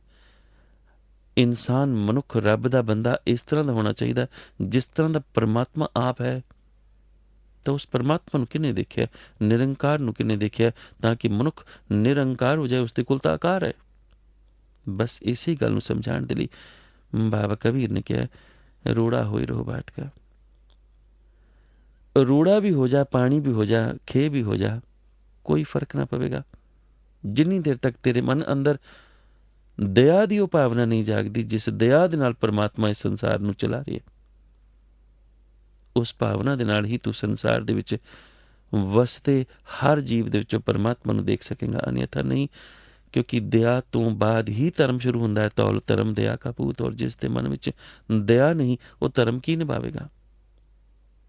ਦਇਆ ਹੁੰਦੀ ਤਾਂ ਕੀ ਇੱਕ ਪੈਗੰਬਰ ਨੂੰ ਤੱਤੀ ਤਵੀ ਤੇ ਬਿਠਾ ਦਿੱਤਾ ਜਾਂਦਾ? ਦਇਆ ਹੁੰਦੀ ਤਾਂ ਕੀ ਇੱਕ ਪੈਗੰਬਰ ਦੇ ਸਾਹਮਣੇ ਉਸਦੇ ਸਿੱਖਾਂ ਨੂੰ ਚੀਰਿਆ ਜਾ ਰਿਹਾ ਆਰੇ ਦੇ ਨਾਲ, ਔਰ ਜਲਾਇਆ ਜਾ ਰਿਹਾ ਰੂਹ ਦੇ ਵਿੱਚ, ਔਰ ਉਬਾਲਿਆ ਜਾ ਰਿਹਾ ਦੇਗਾਂ ਦੇ ਵਿੱਚ, ਔਰ ਹੋ ਸਭ ਕੁਝ ਧਰਮ ਦੀ ਬਣਾ ਤੇ ਰਿਹਾ। ਛੋਟੇ ਬੱਚਿਆਂ ਨੂੰ ਨੀਹਾਂ ਦੇ ਵਿੱਚ ਚਿਣਵਾਇਆ ਜਾ ਰਿਹਾ। ਕਿੱਥੇ ਗਈ ਦਇਆ? ਲੇਕਿਨ ਮਨੁੱਖ ਕਰ ਸਾਰੇ ਕਰਮ ਧਰਮ ਦੀ ਬਣਾ ਤੇ ਰਿਹਾ, ਤਾਂ ਕੀ ਉਹ ਧਰਮ ਹੋ ਸਕਦਾ? ਐਸਾ ਸੋਚਣਾ ਮੇਰਾ ਕੰਮ ਨਹੀਂ ਹੈ, ਕਿਉਂਕਿ ਮੈਂ ਤਾਂ ਬਸ ਇੱਕ ਨਿਸ਼ਠਾ ਦੇ ਨਾਲ ਔਰ ਇੱਕ ਕੱਟੜਵਾਦ ਦੇ ਨਾਲ ਜੋ ਕਿਹਾ ਗਿਆ ਉਸ ਮੱਖੀ ਤੇ ਮੱਖੀ ਮਾਰਦਾ ਜਾਵਾਂਗਾ। ਸਤਿਗੁਰ ਨੇ ਇਸੇ ਕਰਕੇ ਮਨੁੱਖ ਨੂੰ ਅੰਧ ਵਿਸ਼ਵਾਸ ਨਹੀਂ ਦਿੱਤਾ, ਪੂਰਨ ਵਿਸ਼ਵਾਸ ਦਿੱਤਾ। ਮੱਖੀ ਤੇ ਮੱਖੀ ਨਾ ਮਾਰੀ। ਔਰ ਪੂਰਨ ਵਿਸ਼ਵਾਸ ਦੀ ਇੱਕ ਐਸੀ ਵੱਡੀ ਮਿਸਾਲ ਨਾਲ ਹੀ ਦੇ ਦਿੱਤੀ। ਜੇ ਸਤਿਗੁਰ ਨੇ ਦਾਦੂ ਦੀ ਸਮਾਧ ਵੱਲ ਤੀਰ ਚੁਕਾਇਆ, ਤੇ ਗੁਰਸਿੱਖਾਂ ਨੇ ਨਾਲ ਹੀ ਤੀਰ ਨਹੀਂ ਚੁਕਾ ਦਿੱਤਾ। ਕਿਵੇਂ ਕਰਨੀ? ਜੇ ਅੰਧ ਵਿਸ਼ਵਾਸ ਹੁੰਦਾ ਨਾ, ਤੇ ਸਿੱਖਾਂ ਦਾ ਨਾਲ ਹੀ ਤੀਰ ਚੁੱਕ ਜਾਣਾ ਸੀ, ਔਰ ਫਿਰ ਉਹ ਦਾਦੂ ਪੂਜਨੀਕ ਹੋ ਜਾਣਾ ਸੀ, ਸਮਾਧ ਪੂਜਨੀਕ ਹੋ ਜਾਣੀ ਸੀ। ਲੇਕਿਨ ਐਸਾ ਗੁਰੂ ਕੀ ਮੜੀ ਵੱਲ ਤੀਰ ਚੁਕਾ ਸਕਦਾ, ਜਿਹੜਾ ਕਹਿੰਦਾ ਮੜੀ ਮਸਾਣੀ ਨਾ ਜਾਓ। ਜਿਹੜਾ ਮੜੀਆਂ ਮਸਾਣੀਆਂ ਪੂਜਣ ਤੋਂ ਮਨੁੱਖ ਨੂੰ ਵਰਜ ਰਿਹਾ ਹੈ। ਕੋ ਬੁਤਾਨ ਕੋ ਪੂਜਤ ਹੋ ਪਸ਼ੂ, ਕੋ ਮਿਰਤਾਨ ਕੋ ਪੂਜਨਤ ਆਇਓ। ਐਸਾ ਗੁਰੂ ਕੀ ਤੀਰ ਚੁਕਾ ਸਕਦਾ? ਸਿੱਖਾਂ ਦੇ ਵਿੱਚ ਉਹ ਸੋਚ ਡਿਵੈਲਪ ਕਰ ਚੁੱਕੀ ਹੈ, ਜਿਹੜੀ ਸੋਚ ਉਹਨਾਂ ਦੇ ਅੰਧ ਵਿਸ਼ਵਾਸ ਦੀ ਨਹੀਂ, ਪੂਰਨ ਵਿਸ਼ਵਾਸ ਦੀ ਧਾਰਨੀ ਹੈ। ਔਰ ਅੰਧ ਵਿਸ਼ਵਾਸ ਇਹ ਹੁੰਦਾ ਜੇ ਤੀਰ ਚੁਕਾ ਦਿੱਤਾ ਜਾਂਦਾ, ਲੇਕਿਨ ਪੂਰਨ ਵਿਸ਼ਵਾਸ ਇਹ ਸੀ ਕਿ ਸਾਡਾ ਗੁਰੂ ਤੀਰ ਚੁਕਾ ਹੀ ਨਹੀਂ ਸਕਦਾ। ਪਰ ਗੁਰੂ ਨੇ ਤਾਂ ਤੀਰ ਚੁਕਾ ਦੇ, ਗੁਰੂ ਨੇ ਤਾਂ ਤੀਰ ਚੁਕਾ ਦਿੱਤਾ। ਪਰ ਪੂਰਨ ਵਿਸ਼ਵਾਸ ਹੈ ਕਿ ਇਹਦੇ ਪਿੱਛੇ ਕੋਈ ਰਮਜ਼ ਹੈ। ਰਮਜ਼ ਕੀ ਹੈ? ਫਿਰ ਉਹ ਗੁਰੂ ਤੋਂ ਪੁੱਛਦੇ ਆ। ਗੁਰੂ ਤੀਰ ਚੁਕਾ ਰਿਹਾ ਸਿੱਖ ਦਾ ਇਮਤਿਹਾਨ ਲੈਣ ਲਈ, ਔਰ ਸਿੱਖ ਇਮਤਿਹਾਨ ਦੇ ਵਿੱਚੋਂ ਪਾਸ ਹੋ ਗਿਆ ਪੂਰਨ ਵਿਸ਼ਵਾਸ ਕਰਕੇ ਗੁਰੂ ਤੇ, ਅੰਧ ਵਿਸ਼ਵਾਸ ਨੂੰ ਛੱਡ ਕੇ। ਇਹ ਵੀ ਫਰਕ ਹੈ ਅੰਧ ਵਿਸ਼ਵਾਸ ਔਰ ਪੂਰਨ ਵਿਸ਼ਵਾਸ ਦੇ ਵਿੱਚ। ਗੁਰਸਿੱਖ ਨੇ ਡੰਡੌਤ ਵੀ ਕਰਨੀ ਹੈ, ਬੰਦਨਾ भी करनी है, लेकिन हर चीज़ का तरीका है मुँह पुठे सीधे लेट के नहीं, बल्कि प्रयोग तौर पर। और बंदना करनी है गुण गोपाल दे गा के, ताकि गोपाल वर्गा ही हो सके। मनुख किसी दे क्यों गुण गांदा है? क्योंकि उस वर्गा ही वो हो जाना चाहता है। इसे करके जिस दी वो तारीफ कर रहा होंदा है। आम जिंदगी दे विच भी आप देखना कि ਜਿਹੜੇ ਦੁਨਿਆਵੀ ਹੀਰੋਜ਼ ਹੁੰਦੇ ਨੇ, ਉਹਨਾਂ ਨੂੰ ਕਿਉਂ ਕੱਪੜੇ ਦੇ ਫੈਸ਼ਨ ਵਾਲੇ, ਉਹਨਾਂ ਨੂੰ ਕਿਉਂ ਸਕੂਟਰਾਂ ਕਾਰਾਂ ਵੇਚਣ ਵਾਲੇ ਆਪਣੇ ਪ੍ਰੋਡਕਟਸ ਦੇ ਨਾਲ ਖੜਾ ਕਰ ਦਿੰਦੇ ਨੇ। ਕੱਪੜੇ ਵਾਲੇ ਉਹਨਾਂ ਨੂੰ ਆਪਣੀ ਕੰਪਨੀ ਦੇ ਕੱਪੜੇ ਪਵਾ ਕੇ ਖੜਾ ਕਰ ਦਿੰਦੇ ਨੇ। ਸਕੂਟਰ ਵਾਲੇ, ਕਾਰਾਂ ਵਾਲੇ, ਮੋਟਰਸਾਈਕਲਾਂ ਵਾਲੇ, ਹਥੌੜੀਆਂ ਛੈਣੀਆਂ, ਜਿਨ੍ਹਾਂ ਨੇ ਆਪਣੀ ਜਿਹੜੀ ਚੀਜ਼ ਵੇਚਣੀ ਹੈ, ਆਪਣੀ ਚੀਜ਼ ਦੇ ਨਾਲ ਐਕਟਰ ਨੂੰ, ਹੀਰੋ ਨੂੰ ਖੜਾ ਕਰ ਦਿੰਦੇ ਨੇ। ਕਿਉਂ? ਕਿਉਂਕਿ ਲੋਕਾਂ ਦੇ ਲਈ ਉਹ ਰੋਲ ਮਾਡਲ ਹੁੰਦਾ ਆਮ ਜ਼ਿੰਦਗੀ ਦੇ ਵਿੱਚ, ਦੁਨਿਆਵੀ ਲੋਕਾਂ ਦੇ ਵਾਸਤੇ। ਇਸ ਕਰਕੇ ਲੋਕ ਉਹਦੇ ਵਰਗਾ ਹੀ ਹੋ ਜਾਣਾ ਚਾਹੁੰਦੇ ਨੇ। ਉਹਦੇ ਵਰਗਾ ਹੋ ਸਕਦੇ ਨੇ ਕਿ ਨਹੀਂ ਹੋ ਸਕਦੇ, ਪਰ ਯਤਨ ਕਰਦੇ ਨੇ, ਫਿਰ ਉੱਥੋਂ ਕੱਪੜੇ ਖਰੀਦ ਲਿਆਉਂਦੇ ਨੇ, ਉਹਨਾਂ ਦੇ ਕੱਪੜੇ ਵਿਕ ਜਾਂਦੇ ਨੇ, ਇੱਕ ਦੂਸਰੇ ਨੂੰ ਮੂਰਖ ਬਣਾਉਣ ਦੀ ਕਿਰਿਆ ਸ਼ੁਰੂ ਹੋ ਜਾਂਦੀ ਹੈ। ਲੇਕਿਨ ਸਤਿਗੁਰੂ ਆਤਮਕ ਪੱਖੋਂ ਮਨੁੱਖ ਦੀ ਜਿਹੜੀ ਸਿਆਣਪ ਭਰੀ ਸੋਚ ਉਸ ਨੂੰ ਬਖਸ਼ ਰਹੇ ਨੇ। ਉਸ ਦੇ ਵਿੱਚ ਸਤਿਗੁਰ ਕਹਿੰਦੇ ਨੇ, ਦੇਖੀ ਉਸ ਅਕਾਲ ਪੁਰਖ ਨੂੰ, ਔਰ ਦੇਖੀ ਉਸ ਦੀ ਦਇਆ ਦੀ ਭਾਵਨਾ ਨੂੰ, ਦੇਖੀ ਉਸ ਅਕਾਲ ਪੁਰਖ ਦੀ ਤਾਰਨ ਦੀ ਭਾਵਨਾ ਨੂੰ, ਦੇਖੀ ਉਸ ਅਕਾਲ ਪੁਰਖ ਦੀ ਉਸ ਭਾਵਨਾ ਨੂੰ, ਜਿਸ ਭਾਵਨਾ ਦੇ ਵਿੱਚ ਅਕਾਲ ਪੁਰਖ ਨੇ ਸਾਰੀ ਸ੍ਰਿਸ਼ਟੀ ਨੂੰ ਸਾਜਿਆ ਹੈ, ਔਰ ਸਾਜਣ ਤੋਂ ਬਾਅਦ ਉਹਨਾਂ ਦੀ ਫਿਰ ਸੰਭਾਲ ਕਰ ਰਹੇ ਹੈ। ਕੀ ਐਸਾ ਤੂੰ ਕਰ ਸਕਦਾ ਹੈ? ਕੀ ਐਸੀ ਦਇਆ ਤੂੰ ਆਪਣੇ ਅੰਦਰ ਪੈਦਾ ਕਰ ਸਕਦਾ ਹੈ? ਜਿਸ ਦਇਆ ਦੇ ਵਿੱਚ ਧਰਮ ਦਾ ਉਹ ਲੱਖਣ ਸ਼ਾਮਲ ਹੈ, ਜਿਸ ਧਰਮ ਦੇ ਮੁਤਾਬਕ, ਜਿਸ ਧਰਮ ਦੇ ਵਿੱਚ ਚੱਲਦਿਆਂ ਮਨੁੱਖ ਨੇ ਪਰਮਾਤਮਾ ਤੱਕ ਆਪੜਨਾ, ਨਾ ਕਿ ਲੋਕਾਂ ਕੋਲ ਬਦਲੇ ਲੈਣੇ ਨੇ। ਕਿਸੇ ਨੂੰ ਤੱਤੀ ਤਵੀ 'ਤੇ ਬਿਠਾ ਦਿਓ, ਕਿਸੇ ਨੂੰ ਨੀਹਾਂ ਵਿੱਚ ਚੁਣਾ ਦਿਓ, ਕਿਸੇ ਨੂੰ ਦੇਗਾਂ ਵਿੱਚ ਪਾਲ ਦਿਓ, ਔਰ ਉਹ ਸਭ ਕੁਛ ਧਰਮ ਦੀ ਬਣਾ 'ਤੇ ਰਿਹਾ। ਦਇਆ ਕਿੱਥੇ ਗਈ? ਲੇਕਿਨ ਉਹ ਕਹਿੰਦਾ ਮੇਰਾ ਧਰਮਾਨ ਹੈ। ਧਰਮ ਦੀ ਜਾਂਚ ਆਈ ਨਹੀਂ, ਧਰਮ ਨੂੰ ਸਮਝ ਹੀ ਨਹੀਂ ਸਕਿਆ। ਸਤਿਗੁਰ ਕਹਿੰਦੇ ਨੇ ਐਸੀ ਅਵਸਥਾ ਮਨੁੱਖ ਦੀ ਅਭਾਗ ਭਰੀ ਅਵਸਥਾ ਹੈ। ਵੱਡੇ ਭਾਗ ਕਦੋਂ ਹੋਣਗੇ? ਜਦੋਂ ਭੇਟੇ ਗੁਰਦੇਵਾ, ਵੱਡੇ ਭਾਗ ਭੇਟੇ ਗੁਰਦੇਵਾ। ਤੂੰ ਕਿਉਂ ਨਮਸਕਾਰ ਕਰ ਰਹੇ ਹੈ? ਤੂੰ ਕਿਉਂ ਵੰਦਨਾ ਕਰ ਰਹੇ ਹੈ? ਤੂੰ ਕਿਉਂ ਗੁਣ ਗਾਇਨ ਕਰ ਰਹੇ ਗੋਪਾਲ ਦੇ? ਉਹਦੇ ਨਾਲ ਮੁਲਾਕਾਤ ਕਰਨਾ ਚਾਹੁੰਦਾ, ਤਾਂ ਕਰਕੇ ਨਾ। ਕਿਉਂ ਮੁਲਾਕਾਤ ਕਰਨਾ ਚਾਹੁੰਦਾ? ਉਹਦੇ ਕੋਲ ਕੁਛ ਲੈਣਾ ਚਾਹੁੰਦਾ, ਉਹਦੇ ਵਰਗਾ ਹੋ ਜਾਣਾ ਚਾਹੁੰਦਾ। ਇਸੇ ਕਰਕੇ ਗੁਰੂ ਦੇ ਨਾਲ ਮੁਲਾਕਾਤ ਕਰ ਰਹੀ ਹੈ ਨਾ। ਇੱਕ ਪਾਸੇ ਉਹ ਦੁਨਿਆਵੀ ਹੀਰੋ ਨੇ ਜਿਨ੍ਹਾਂ ਦੀ ਨਕਲ ਕਰਨ ਦੇ ਲਈ ਮਨੁੱਖ ਆਤੁਰ ਰਹਿੰਦਾ ਹਮੇਸ਼ਾ। ਇੱਕ ਪਾਸੇ ਉਹ ਗੁਰੂ ਨੇ, ਗੁਰ ਕੇ ਸਿੱਖ ਨੇ, ਜਿਨ੍ਹਾਂ ਵਰਗਾ ਕੋਈ ਬਣਨਾ ਹੀ ਨਹੀਂ ਚਾਹੁੰਦਾ, ਨਾ ਆਪਣੀ ਸੂਰਤ ਉੱਦਾਂ ਦੀ ਬਣਾਉਣਾ ਚਾਹੁੰਦਾ। ਹਾਂ, ਅਖਵਾਉਣਾ ਆਪਣੇ ਆਪ ਨੂੰ ਸਿੱਖ ਜ਼ਰੂਰ ਚਾਹੁੰਦਾ, ਪਰ ਸਾਬਤ ਸੂਰਤ ਹੋਣਾ ਹੀ ਨਹੀਂ ਚਾਹੁੰਦਾ। ਆਪਣੇ ਗੁਰੂ ਵਰਗੀ ਦਸਤਾਰ, ਆਪਣੇ ਗੁਰੂ ਵਰਗਾ ਚਿਹਰਾ ਉਹ ਬਣਾਉਣਾ ਹੀ ਨਹੀਂ ਚਾਹੁੰਦਾ। ਤਾਂ ਬਾਕੀ ਦੇ ਗੁਰੂ ਦੇ ਗੁਣ ਉਹ ਕੀ ਲਵੇਗਾ?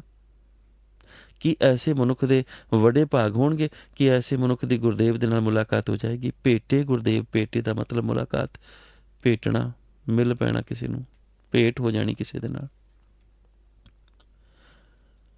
ਲੇਕਿਨ ਪਾਤਸ਼ਾਹ ਕਹਿੰਦੇ ਨੇ ਐਸੇ ਵੱਡੇ ਭਾਗ ਕਿਸ ਦੇ ਜਿਸਨੇ ਬੰਧਨਾਂ ਦੀ ਜਾਂਚ ਸਿੱਖ ਲਈ ਹੈ। ਅਗਰ ਬੰਧਨਾਂ ਦੀ ਜਾਂਚ ਨਾ ਆਈ ਤਾਂ ਕਿਵੇਂ ਮੁਲਾਕਾਤ ਹੋਏਗੀ? ਮਨੁੱਖ ਤਾਂ ਫਿਰ ਦੂਜੀਆਂ ਡੰਡੋਤ ਦੀਆਂ ਜਾਂ ਦੂਜੀਆਂ ਬੰਧਨਾਂ ਦੀਆਂ ਕਰਮ ਕਾਂਡਾਂ ਵਿੱਚ ਪਿਆ ਰਹੇਗਾ, ਗੁਣ ਗਾ ਹੀ ਨਹੀਂ ਸਕੇਗਾ ਗੋਪਾਲ ਦਾ। ਤੋ ਮੁਲਾਕਾਤ ਹੈ ਭੇਟ। ਸਤਿਗੁਰ ਪਾਤਸ਼ਾਹ ਗੌੜੀ ਰਾਗ ਦੇ ਵਿੱਚ ਕਹਿੰਦੇ ਜਿਸ ਭੇਟੇ ਪਾਰ ਬ੍ਰਹਮ ਨਿਰਜੋਗ,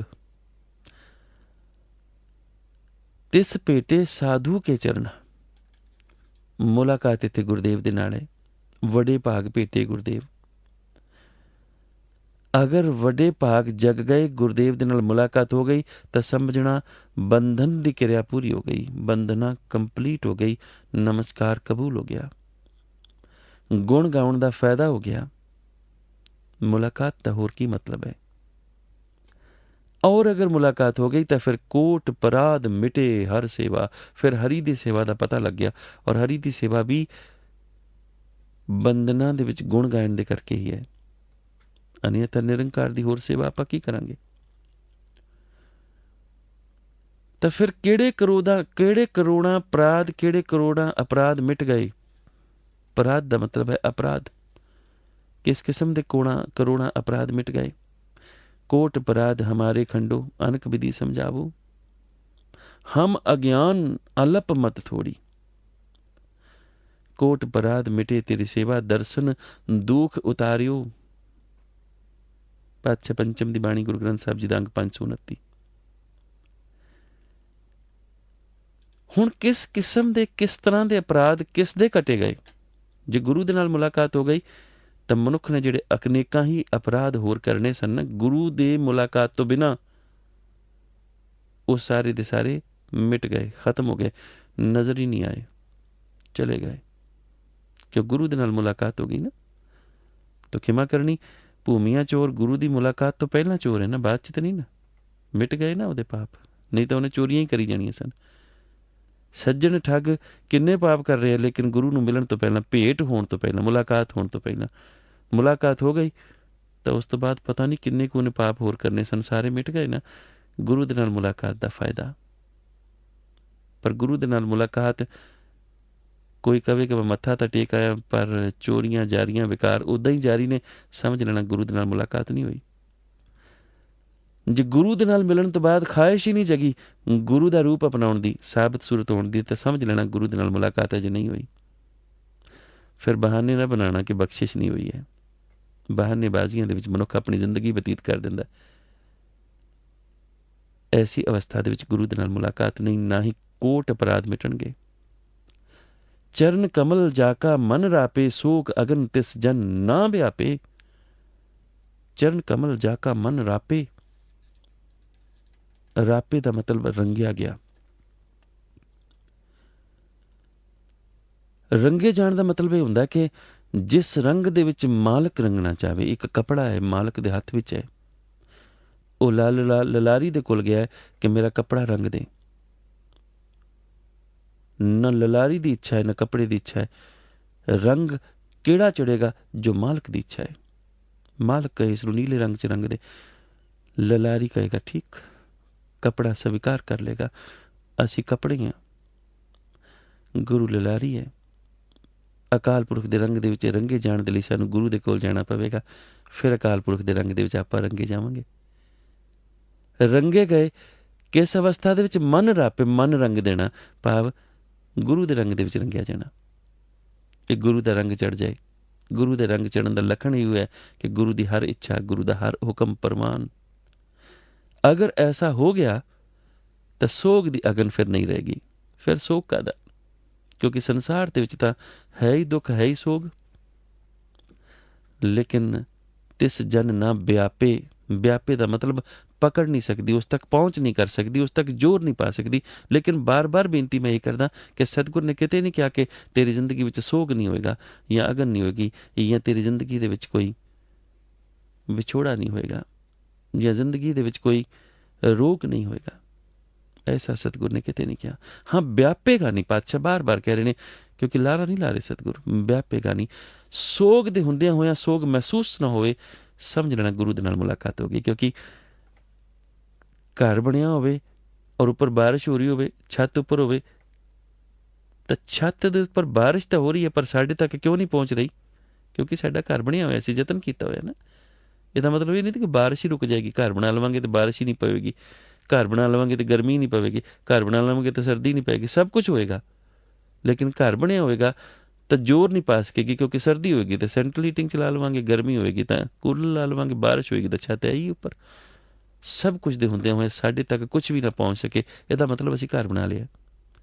ਦੁੱਖ ਹੋਵੇ, ਸੋਗ ਹੋਵੇ, ਅਗਨ ਹੋਵੇ, ਸਭ ਕੁਝ ਹੋਵੇ, ਲੇਕਿਨ ਸਾਡੇ ਤੱਕ ਨਾ ਪਹੁੰਚ ਸਕੇ, ਇਹਦਾ ਮਤਲਬ ਗੁਰੂ ਦੇ ਨਾਲ ਮੁਲਾਕਾਤ ਹੋ ਗਈ, ਵੱਡੇ ਭਾਗ ਹੋ ਗਏ। ਇਹਦਾ ਮਤਲਬ ਬੰਦਨਾ ਕਬੂਲ ਹੋ ਗਈ, ਗੁਣ ਗੋਪਾਲ ਗਾਇਨ ਦਾ ਫਾਇਦਾ ਹੋ ਗਿਆ। ਐਸੀ ਅਵਸਥਾ ਦੇ ਸਤਿਗੁਰ ਕਹਿੰਦੇ ਨੇ, ਸਾਗਰ ਤਰਿਆ ਸਾਧੂ ਸੰਗੇ, ਨਿਰਭਉ ਨਾਮ ਜਪੋ ਹਰ ਰੰਗੇ। ਗੱਲ ਖਤਮ ਹੋ ਗਈ। ਸਿਮਰਨ ਦੀ ਅਵਸਥਾ, ਤਰਨ ਦੀ ਅਵਸਥਾ, ਸਤਸੰਗ ਦੇ ਵਿੱਚ ਜਾ ਕੇ ਸਿਮਰਨਾ ਕਿਸ ਨੂੰ? ਨਿਰਭਉ ਨੂੰ। ਨਾਮ ਇੱਕ ਅਕਾਲ ਪੁਰਖ ਦਾ ਜਪਣਾ। ਜਪਣਾ ਕਿਵੇਂ? ਹਰ ਰੰਗੇ, ਉਸ ਦੇ ਰੰਗ ਦੇ ਵਿੱਚ ਰੰਗ ਕੇ, ਬਸ ਰੰਗੇ ਗਏ ਤਾਂ ਰੰਗੇ ਗਏ। ਜਿਹੜਾ ਕੱਪੜਾ ਇੱਕ ਵਾਰੀ ਰੰਗਿਆ ਗਿਆ ਉਹ ਰੰਗਿਆ ਗਿਆ, ਲਾਲ ਹੋ ਗਿਆ, ਲਾਲ ਰੰਗਤ ਚੜ੍ਹ ਗਈ, ਬਸ ਸਿਮਰਨ ਸ਼ੁਰੂ ਹੋ ਗਿਆ, ਗੱਲ ਖਤਮ ਹੋ ਗਈ। ਫਿਰ ਉਚੇਚੇ ਬੈਠ ਕੇ ਕਿਤੇ ਵੀ ਕੋਈ ਯਤਨ ਕਰਨ ਦੀ ਲੋੜ ਨਹੀਂ ਹੁੰਦੀ। ਫਿਰ ਮਨ ਦੇ ਵਿੱਚ, ਸੁਭਾਅ ਦੇ ਵਿੱਚ ਧਰਮ ਸਮਾ ਜਾਂਦਾ, ਸਿਮਰਨ ਆਪਣੇ ਆਪ ਚੱਲਦਾ ਹੈ। ਦਇਆ ਕਰੁਣਾ ਮਨ ਵਿੱਚ ਹੀ ਹੁੰਦੀ ਹੈ, ਔਰ ਜਿੱਥੇ ਵੀ ਕਿਸੇ ਨੂੰ ਦੇਖ ਕੇ ਮਨ ਵਿੱਚ ਦਇਆ ਜਗੇ ਔਰ ਆਪਣਾ ਧਰਮ ਮਨੁੱਖ ਨਿਭਾ ਦੇਵੇ ਤਾਂ ਗੱਲ ਖਤਮ। ਸਤਿਗੁਰ ਕਹਿੰਦੇ ਜੇ ਐਸੀ ਧਰਮ ਦੀ ਅਵਸਥਾ ਮਨੁੱਖ ਨੂੰ ਮਿਲ ਗਈ ਤਾਂ ਫਿਰ ਹੋਏਗਾ ਕਿ ਪਰ ਤਨ ਦੋਖ ਕਿਛੁ ਪਾਪ ਨ ਫੇੜੇ, ਜਮ ਜੰਦਾਰ ਨ ਆਵੇ ਨੇੜੇ। ਫੇੜੇ ਫੇੜੇ ਉਹ ਕਰਮ ਨੇ ਜਿਹੜੇ ਮਨੁੱਖ ਕਰਦਾ ਹੈ, ਮੰਦੇ ਕਰਮ। ਪਰ ਧਨ ਨੂੰ ਦੇਖਣ ਤੋਂ ਬਾਅਦ ਮਨ ਦੇ ਵਿੱਚ ਇੱਛਾ ਜਾਗਰਤ ਨਹੀਂ ਹੋਏਗੀ, ਐਸਾ ਨਹੀਂ ਹੋ ਸਕਦਾ। ਬਹੁਤ ਖੂਬਸੂਰਤ ਘਰ ਦੇਖ ਲਿਆ, ਮਨ ਵਿੱਚ ਜਗਿਆ ਕਿ ਆ ਤਾਂ ਮੇਰਾ ਹੋਣਾ ਚਾਹੀਦਾ ਸੀ। ਬਹੁਤ ਖੂਬਸੂਰਤ ਰੂਪ ਦੇਖ ਲਿਆ, ਮਨ ਵਿੱਚ ਗੁਨਾਹ ਜਗਿਆ, ਪਾਪ ਜਗਿਆ। ਸਤਿਗੁਰ ਕਹਿੰਦੇ ਐਸੇ ਕਰਮ ਜਗਣਗੇ, ਪਰ ਤਨ ਦੋਖ ਕਿਛ ਪਾਪ ਨਾ ਫੇੜੇ। ਲੇਕਿਨ ਗੁਰਬਾਣੀ ਔਰ ਗੁਰਮਤ ਉਸ ਵਕਤ ਮਨੁੱਖ ਦੇ ਕੋਲ ਹੋਏਗੀ, ਦਬ ਜਾਣਗੇ, ਦਬਾ ਲਏ ਜਾਣਗੇ। ਪਰ ਤਨ ਦੋਖ ਕਿਛ ਪਾਪ ਨਾ ਫੇੜੇ, ਜਮ ਜੰਧਾਰ ਨਾ ਆਵੇ ਨੇੜੇ। ਸਿਮਰਨ ਦਾ ਸਦਕਾ ਇਹ ਲੱਖਣ ਹੈ ਗੁਰੂ ਦੇ ਨਾਲ ਮੁਲਾਕਾਤ ਦਾ ਕਿ ਪਰਾਏ ਧਨ ਦਾ ਕੋਈ ਵੀ ਐਬ, ਪਾਪ, ਮੰਦੇ ਕਰਮ ਉਸ ਵਕਤ ਉਪਜ ਕੇ ਜੋਰ ਨਾ ਪਾ ਸਕਣਗੇ। ਭਾਵਨਾ ਜਗੇਗੀ, ਐਸਾ ਨਹੀਂ ਹੈ ਕਿ ਨਹੀਂ ਜਗੇਗੀ, ਕਿਉਂਕਿ ਵਿਕਾਰ ਮਨੁੱਖ ਦੇ ਨਾਲ ਹੀ ਚੱਲਦੇ ਨੇ ਔਰ ਉਹਨਾਂ ਨੂੰ ਬਾਰ-ਬਾਰ ਦਬਾਉਣਾ ਪੈਂਦਾ ਹੈ। ਦੁਸ਼ਟ ਜਿਤੇ ਉਠਵਤ ਉਠ ਪਾਤਾ, ਸਕਲ ਮਲੇਛ ਕਰੂਰਨ ਗਾਤਾ। ਐਸੀ ਅਵਸਥਾ ਦੇ ਵਿੱਚ ਨਾ ਜੰਮ ਦਾ ਡਰ, ਨਾ ਮੌਤ ਦਾ ਡਰ ਸਤਾਏਗਾ ਨਹੀਂ ਸਤਾਏਗਾ। ਆਤਮਕ ਮੌਤ ਕਿਵੇਂ ਨੇੜੇ ਆਏਗੀ? ਕਿਉਂਕਿ ਪਰ ਤਨ ਦੇਖਣ ਤੋਂ ਬਾਅਦ ਵੀ ਪਾਪ ਨਹੀਂ ਜਗੇਗਾ, ਤੇ ਫਿਰ ਜਨਮ ਜੰਦਾਰ ਕਿਵੇਂ ਨੇੜੇ ਆਏਗਾ? ਔਰ ਸਤਿਗੁਰ ਦਾ ਫੈਸਲਾ ਹੈ, ਤ੍ਰਿਸ਼ਨਾ ਅਗਨ ਪ੍ਰਭ ਆਪ ਬੁਝਾਈ, ਨਾਨਕ ਉਧਰੇ ਪ੍ਰਭ ਸਰਨਾਈ। ਤ੍ਰਿਸ਼ਨਾ ਦੀ ਅੱਗ, ਪਰ ਤਨ ਦੇਖਣ ਤੋਂ ਬਾਅਦ ਤ੍ਰਿਸ਼ਨਾ ਦੀ ਅੱਗ। ਪਰ ਤਨ ਕਿਸੇ ਵੀ ਰੂਪ 'ਚ ਹੋ ਸਕਦਾ ਹੈ। ਉਸ ਨੂੰ ਦੇਖਣ ਤੋਂ ਬਾਅਦ ਤ੍ਰਿਸ਼ਨਾ ਦੀ ਅੱਗ ਪ੍ਰਭੂ ਬਚਾਉਂਦਾ, ਕਿਉਂਕਿ ਪ੍ਰਭੂ ਦਾ ਨਾਮ ਸਾਡੇ ਕੋਲ ਸਮਾਇਆ ਹੋਇਆ ਨਾ, ਬੰਦਨਾ ਸਾਡੇ ਕੋਲ ਹੈ, ਗੁਰੂ ਦੇ ਨਾਲ ਮੁਲਾਕਾਤ ਹੋ ਚੁੱਕੀ ਹੈ ਔਰ ਰੰਗੇ ਗਏ ਹਾਂ ਅਸੀਂ ਉਹਦੇ ਰੰਗ ਦੇ ਵਿੱਚ। ਫਿਰ ਕਿਵੇਂ ਅੱਗ ਭੜਕ ਸਕੇਗੀ ਜਾਂ ਸਤਾ ਸਕੇਗੀ? ਸਤਿਗੁਰ ਕਹਿੰਦੇ ਪ੍ਰਭ ਕੀ ਸ਼ਰਨ ਪੈ ਕੇ, ਪ੍ਰਭੂ ਦੀ ਸ਼ਰਨ ਦੇ ਵਿੱਚ ਪੈ ਕੇ ਹੀ ਬਚਿਆ ਗਿਆ ਤ੍ਰਿਸ਼ਨਾ ਦੀ ਅੱਗ ਤੋਂ, ਅਨਿਅਥਾ ਹੋਰ ਕੋਈ ਤਰੀਕਾ ਨਹੀਂ ਸੀ। ਬਹੁਤ ਬਹੁਤ ਧੰਨਵਾਦ ਜੀ, ਬਹੁਤ ਬਹੁਤ ਸ਼ੁਕਰਾਨਾ। ਸਤਿਗੁਰਾਂ ਜੀ ਦੇ ਅੱਜ ਦੇ ਪਵਿੱਤਰ ਹੁਕਮਨਾਮਾ ਸਾਹਿਬ ਜੀ ਦੇ ਉੱਤੇ ਵਿਚਾਰ ਵਾਰਤਾ ਕਰਨ ਦੀ ਜ਼ਰੂਰਤ ਕੀਤੀ ਹੈ। ਆਪ ਜੀ ਕਿਰਪਾ ਕਰਨੀ, ਆਪਣੇ ਦਾਸ ਤੋਂ ਹੋਈਆਂ ਅਨੇਕਾਂ ਹੀ ਭੁੱਲਾਂ ਦੇ ਲਈ ਆਪਣੇ ਦਾਸ ਨੂੰ ਖਿਮਾ ਬਖਸ਼ਣੀ ਔਰ ਭੁੱਲਾਂ ਨੀਚੇ ਤਾਰਨੀਆਂ। ਬਹੁਤ ਬਹੁਤ ਆਪ ਜੀ ਦਾ ਧੰਨਵਾਦ, ਬਹੁਤ ਬਹੁਤ ਆਪ ਜੀ ਦਾ ਸ਼ੁਕਰਾਨਾ। ਆਪਾਂ ਫਰੋਲਦੇ ਹਾਂ ਜੀ ਅੱਜ ਦੇ ਇਤਿਹਾਸਿਕ ਦਿਹਾੜੇ ਔਰ ਦੇਖਦੇ ਹਾਂ ਜੀ ਕਿ ਅੱਜ ਦੇ ਇਤਿਹਾਸਿਕ ਦਿਹਾੜੇ ਸਾਨੂੰ ਕਿਸ ਪਾਸੇ ਵੱਲ, ਕਿਹੜੇ ਇਤਿਹਾਸ ਵੱਲ ਲੈ ਜਾਂਦੇ ਨੇ। ਸਭ ਤੋਂ ਪਹਿਲਾਂ ਅੱਜ ਦਾ ਇਤਿਹਾਸਿਕ ਦਿਹਾੜਾ ਅੱਜ 21 ਸਤੰਬਰ 2011 ਹੈ ਔਰ 21 ਸਤੰਬਰ 2011 ਦੇ ਇਤਿਹਾਸ ਦੇ ਮੁਤਾਬਕ ਅੱਜ ਦੇ ਦਿਨ 21 ਸਤੰਬਰ 1845 ਵਾਲੇ ਦਿਨ ਮਹਾਰਾਜਾ ਰਣਜੀਤ ਸਿੰਘ ਸਾਹਿਬ ਜੀ ਦੀ ਧਰਮ ਸਪਤਨੀ ਮਹਾਰਾਣੀ ਜਿੰਦਾ, ਉਹਨਾਂ ਦੇ ਭਰਾ ਅਤੇ ਮਹਾਰਾਜਾ ਦਲੀਪ ਸਿੰਘ ਸਾਹਿਬ ਜੀ ਦੇ ਮਾਮਾ ਜੀ ਜਵਾਹਰ ਸਿੰਘ ਨੂੰ ਕਤਲ ਕਰ ਦਿੱਤਾ ਗਿਆ ਸੀ। ਸ਼ਾਹ ਮੁਹੰਮਦ ਇਸ ਬਾਬਤ ਲਿਖਦਾ ਹੈ ਕਿ ਜਿਨ੍ਹਾਂ ਕੋਹ ਕੇ ਮਾਰਿਆ ਹੈ ਵੀਰ ਮੇਰਾ, ਮੈਂ ਤੇ ਖੋਂਗੀ ਉਹਨਾਂ ਦੀਆਂ ਜੁੰਡੀਆਂ ਵੇ, ਸ਼ਾਹ ਮੁਹੰਮਦਾ ਪੈਣਗੇ ਵਹਿਣ ਬੜੇ, ਜਦੋਂ ਹੁਣ ਪੰਜਾਬਣ ਰੰਡੀਆਂ ਵੇ। ਅਸਲ ਦੇ ਵਿੱਚ ਇਹ ਇੱਕ ਇਤਿਹਾਸ ਦਾ ਬਹੁਤ ਵੱਡਾ ਔਰ ਬਹੁਤ ਭਿਆਨਕ ਦਰਦਨਾਕ ਕਾਂਡ ਹੈ, ਜਿਸ ਨੂੰ ਆਪਾਂ ਕਿਸੇ ਵੀ ਪੱਖੋਂ ਉਸ ਦਰਦ ਦੇ ਸੰਤਾਪ ਤੋਂ ਪਰਾਂ ਨਹੀਂ ਕਰ ਸਕਦੇ, ਜਿਸ ਦਰਦ ਦੇ ਸੰਤਾਪ ਨੂੰ ਮਹਾਰਾਜਾ ਰਣਜੀਤ ਸਿੰਘ ਸਾਹਿਬ ਜੀ ਦੀ ਦੇ ਅਕਾਲ ਚਲਾਣਾ ਕਰ ਜਾਣ ਤੋਂ ਬਾਅਦ ਸਿੱਖ ਕੌਮ ਨੇ ਹੰਢਾਇਆ ਹੈ। ਸ਼ਾਹ ਮੁਹੰਮਦ ਨੇ ਜਿਹੜੀ ਗੱਲ ਕਹੀ ਹੈ, ਜਿਨ੍ਹਾਂ ਕੋਹ ਕੇ ਮਾਰੀ ਹੈ ਵੀਰ ਮੇਰਾ, ਮੈਂ ਤੇ ਖੋਂਗੀ ਉਹਨਾਂ ਦੀਆਂ ਜੁੰਡੀਆਂ ਵੇ, ਸ਼ਾਹ ਮੁਹੰਮਦਾ ਪੈਣਗੇ ਵਹਿਣ ਬੜੇ, ਜਦੋਂ ਹੁਣ ਪੰਜਾਬਣ ਰੰਡੀਆਂ ਵੇ। ਸ਼ੇਖ ਸਾਦੀ ਇੱਕ ਗੱਲ ਲਿਖਦਾ ਹੈ, ਸ਼ੇਖ ਸਾਦੀ ਕਹਿੰਦਾ ਹੈ, ਚਿਰਾਗ ਕੇ ਬੇਬਜ਼ਾਨੇ ਬੇਫਤ, ਚਿਰਾਗ ਕੇ ਬੇਵਜ਼ਾਨੇ ਬਰਫਰੋਖਸਤ ਬਸ਼ੇ ਦੀਦਾ ਬਾਸ਼ੇ ਵ ਸ਼ਹਿਰੇ ਬਸ਼ੋਖਤ। ਕਹਿੰਦਾ ਕੋਈ ਐਸਾ ਚਿਰਾਗ, ਜਿਸ ਚਿਰਾਗ ਨੂੰ ਕੋਈ ਬੇਵਾ ਵਿਧਵਾ ਜਦੋਂ ਜਗਾਉਂਦੀ ਹੈ ਤਾਂ ਉਹ ਫਿਰ ਚਿਰਾਗ ਸਾਰੇ ਸ਼ਹਿਰ ਨੂੰ ਅੱਗ ਲਾ ਦਿੰਦਾ ਹੈ। ਕਿਉਂਕਿ ਜਿਸ ਦਾ ਭਰਾ ਮਾਰ ਦਿੱਤਾ ਗਿਆ ਹੋਵੇ ਔਰ ਸਾਰੇ ਬਾਜ਼ਾਰ ਮਾਰ ਦਿੱਤਾ ਗਿਆ ਹੋਵੇ, ਸਰੇਆਮ ਮਾਰ ਦਿੱਤਾ ਗਿਆ ਹੋਵੇ। ਉਸ ਦੇ ਬਾਬਤ ਸ਼ਾਹ ਮੁਹੰਮਦ ਨੇ ਫਿਰ ਲਿਖ ਦਿੱਤਾ, ਜਿਨ੍ਹਾਂ ਕੋਹ ਕੇ ਮਾਰਿਆ ਵੀਰ ਮੇਰਾ, ਮੈਂ ਦੇਖੂੰਗੀ ਉਹਨਾਂ ਦੀਆਂ ਜੁੰਡੀਆਂ ਵੇ, ਸ਼ਾਹ ਮੁਹੰਮਦਾ ਪੈਣਗੇ ਉਹ ਵਹਿਣ ਬੜੇ, ਜਦੋਂ ਹੋਣ ਪੰਜਾਬਣਾ ਅਰੰਡੀਆਂ ਵੇ। 1843 ਦੇ ਸਤੰਬਰ ਮਹੀਨੇ ਦੇ ਵਿੱਚ ਮਹਾਰਾਜਾ ਰਣਜੀਤ ਸਿੰਘ ਸਾਹਿਬ ਜੀ ਦੇ ਸਭ ਤੋਂ ਛੋਟੇ ਬੇਟੇ ਮਹਾਰਾਜਾ ਦਲੀਪ ਸਿੰਘ ਜੀ ਮਹਾਰਾਣੀ ਜਿੰਦਾ ਹੁਣਾਂ ਦੀ ਸਰਪ੍ਰਸਤੀ ਹੇਠ ਹੀ ਤਖਤ ਦੇ ਉੱਤੇ ਬੈਠੇ ਸਨ। ਇਹ ਉਹ ਸਮਾਂ ਸੀ ਜਿਸ ਸਮੇਂ ਦੇ ਵਿੱਚ ਮਹਾਰਾਜਾ ਰਣਜੀਤ ਸਿੰਘ ਸਾਹਿਬ ਜੀ ਦੇ ਦੇਹਾਂਤ ਤੋਂ ਬਾਅਦ ਸਿੱਖਾਂ ਦੇ ਵਿੱਚ ਆਪਸੀ ਖਾਨਾ ਜੰਗੀ ਚੱਲ ਰਹੀ ਸੀ। ਹੀਰਾ ਸਿੰਘ ਡੋਗਰਾ ਉਸ ਵਕਤ ਹਕੂਮਤ ਦੇ ਨਸ਼ੇ ਦੇ ਵਿੱਚ ਸੀ ਔਰ ਉਸ ਨੇ ਪੰਡਿਤ ਜੱਲਾ ਨੂੰ ਵਜ਼ੀਰ ਬਣਾ ਦਿੱਤਾ ਸੀ, ਜਿਸ ਦੇ ਬਾਰੇ ਸ਼ਾਹ ਮੁਹੰਮਦ ਲਿਖਦਾ ਹੈ ਕਿ ਪੰਡਿਤ ਜੱਲਾ ਮਹਾਰਾਜਾ ਦਲੀਪ ਸਿੰਘ ਸਾਹਿਬ ਨੂੰ ਹੀ ਘੂਰਦਾ ਰਹਿੰਦਾ ਸੀ। ਔਰ ਇਹ ਉਹ ਵਕਤ ਸੀ ਜਿਸ ਵਕਤ ਹੀਰਾ ਸਿੰਘ ਦਾ ਤਾਇਆ ਰਾਜਾ ਗੁਲਾਬ ਸਿੰਘ ਜੰਮੂ ਦਾ ਰਾਜਾ ਬਣਿਆ ਹੋਇਆ ਸੀ। ਆਪਸ ਦੇ ਵਿੱਚ ਜਿਹੜੀ ਖਾਨਾ ਜੰਗੀ ਸੀ, ਇਸ ਨੇ ਸਾਰੇ ਹੀ ਉਸ ਵਕਤ ਦੇ ਹਾਲਾਤਾਂ ਨੂੰ ਆਪਣੇ ਲਪੇਟ ਅੰਦਰ ਲਿਆ ਹੋਇਆ ਸੀ। 13 ਦਸੰਬਰ 1844 ਵਾਲਾ ਦਿਨ, ਜਿਸ ਦਿਨ ਠੰਡ ਕਾਫੀ ਸੀ ਔਰ ਪੋਹ ਮਹੀਨੇ ਦੀ ਸੰਗਰਾਂਦ ਸੀ, ਕਿਉਂਕਿ ਉਸ ਵਕਤ ਦੇ ਰਾਜੇ ਮਹਾਰਾਜੇ ਵੀ ਕੁਝ ਬ੍ਰਾਹਮਣਵਾਦੀ ਨੀਤੀਆਂ ਉਹਨਾਂ ਦੇ ਧਾਰਨੀ ਬਣੇ ਹੋਏ ਸਨ। ਇਸ ਕਰਕੇ ਉੱਥੋਂ ਦੇ ਵਿਪਰਾ ਨੇ ਉਸ ਵਕਤ ਰਾਣੀ ਜਿੰਦਾ ਨੂੰ ਅੱਜ ਦੇ ਦਿਨ, ਕਿਉਂਕਿ ਪੋਹ ਦੇ ਮਹੀਨੇ ਦੇ ਵਿੱਚ ਲੋਕ ਦਾਨ ਪੁੰਨ ਕਰਦੇ ਨੇ, ਉਸ ਨੂੰ ਵੀ ਦਾਨ ਪੁੰਨ ਕਰਨ ਵਾਸਤੇ ਕਿਹਾ। ਥੋੜ੍ਹੀ ਜਿਹੀ ਰਕਮ ਉਸ ਵਕਤ ਐਸਾ ਕਿਹਾ ਜਾਂਦਾ ਕਿ ਮਹਾਰਾਣੀ ਜਿੰਦਾ ਨੇ ਦਾਨ ਵਜੋਂ ਦਿੱਤੀ ਵੀ। ਰਾਣੀ ਜਿੰਦਾ ਨੇ ਹੀਰਾ ਸਿੰਘ ਨੂੰ ਧਰਮ ਅਰਥ ਖਾਤੇ ਦੇ ਵਿੱਚੋਂ ਇਹ ਰਕਮ ਦੇਣ ਦੇ ਵਾਸਤੇ ਉਸ ਵਕਤ ਕਿਹਾ ਸੀ, ਕਿਉਂਕਿ ਉਸ ਵਕਤ ਹੀਰਾ ਸਿੰਘ ਨੇ ਜਿਹੜਾ ਖਜ਼ਾਨਾ ਸੀ ਉਹ ਪੰਡਿਤ ਜੱਲੇ ਦੇ ਹੱਥ ਦਿੱਤਾ ਹੋਇਆ ਸੀ ਔਰ ਪੰਡਿਤ ਜੱਲਾ ਹੀ ਉਸ ਵਕਤ ਸਾਰਾ ਇਸ ਖਾਤੇ ਦਾ ਹਿਸਾਬ ਰੱਖਿਆ ਕਰਦਾ ਸੀ। ਪੰਡਿਤ ਜੱਲਾ ਕਿਉਂਕਿ ਖੁਦ ਜੱਲਾ ਸੀ, ਪੰਡਿਤ ਸੀ, ਇਸ ਕਰਕੇ ਉਸਨੇ ਕਹਿ ਦਿੱਤਾ ਕਿ ਕਾਨੂੰਨ ਦੇ ਮੁਤਾਬਕ ਦਾਨ ਕੇਵਲ ਬ੍ਰਾਹਮਣਾਂ ਨੂੰ ਹੀ ਦਿੱਤਾ ਜਾ ਸਕਦਾ ਹੈ, ਜਦ ਕਿ ਐਸਾ ਕੋਈ ਕਾਨੂੰਨ, ਕੋਈ ਧਰਮ ਨਹੀਂ ਹੈ ਕਿ ਦਾਨ ਕੇਵਲ ਬ੍ਰਾਹਮਣਾਂ ਨੂੰ ਹੀ ਦੇਣਾ ਹੈ। ਮਹਾਰਾਣੀ ਜਿੰਦਾ ਚਾਹੁੰਦੀ ਸੀ ਕਿ ਇਹ ਦਾਨ ਅਗਰ ਦਿੱਤਾ ਵੀ ਜਾਣਾ ਹੈ ਤਾਂ ਫਕੀਰਾਂ ਆਦਿ ਨੂੰ ਦਿੱਤਾ ਜਾਵੇ, ਪਰ ਉਸ ਨੇ ਕਹਿ ਦਿੱਤਾ ਸੀ ਕਿ ਦਾਨ ਫਕੀਰਾਂ ਦੇ ਲਈ ਨਹੀਂ, ਦਾਨ ਬ੍ਰਾਹਮਣਾਂ ਦੇ ਲਈ ਹੈ। ਫਿਰ ਵੀ ਕਿਉਂਕਿ ਉਹ ਮਹਾਰਾਣੀ ਸੀ, ਉਸ ਦੇ ਹੁਕਮ ਨੂੰ ਟਾਲਿਆ ਵੀ ਨਹੀਂ ਸੀ ਜਾ ਸਕਦਾ। ਆਖਰ ਜੱਲੇ ਨੇ ਸੜੀ ਪੁੱਜੀ ਨੀਅਤ ਦੇ ਨਾਲ 200 ਰੁਪਏ ਮਹਾਰਾਣੀ ਜਿੰਦਾ ਨੂੰ ਉਸ ਵਕਤ ਭੇਜੇ।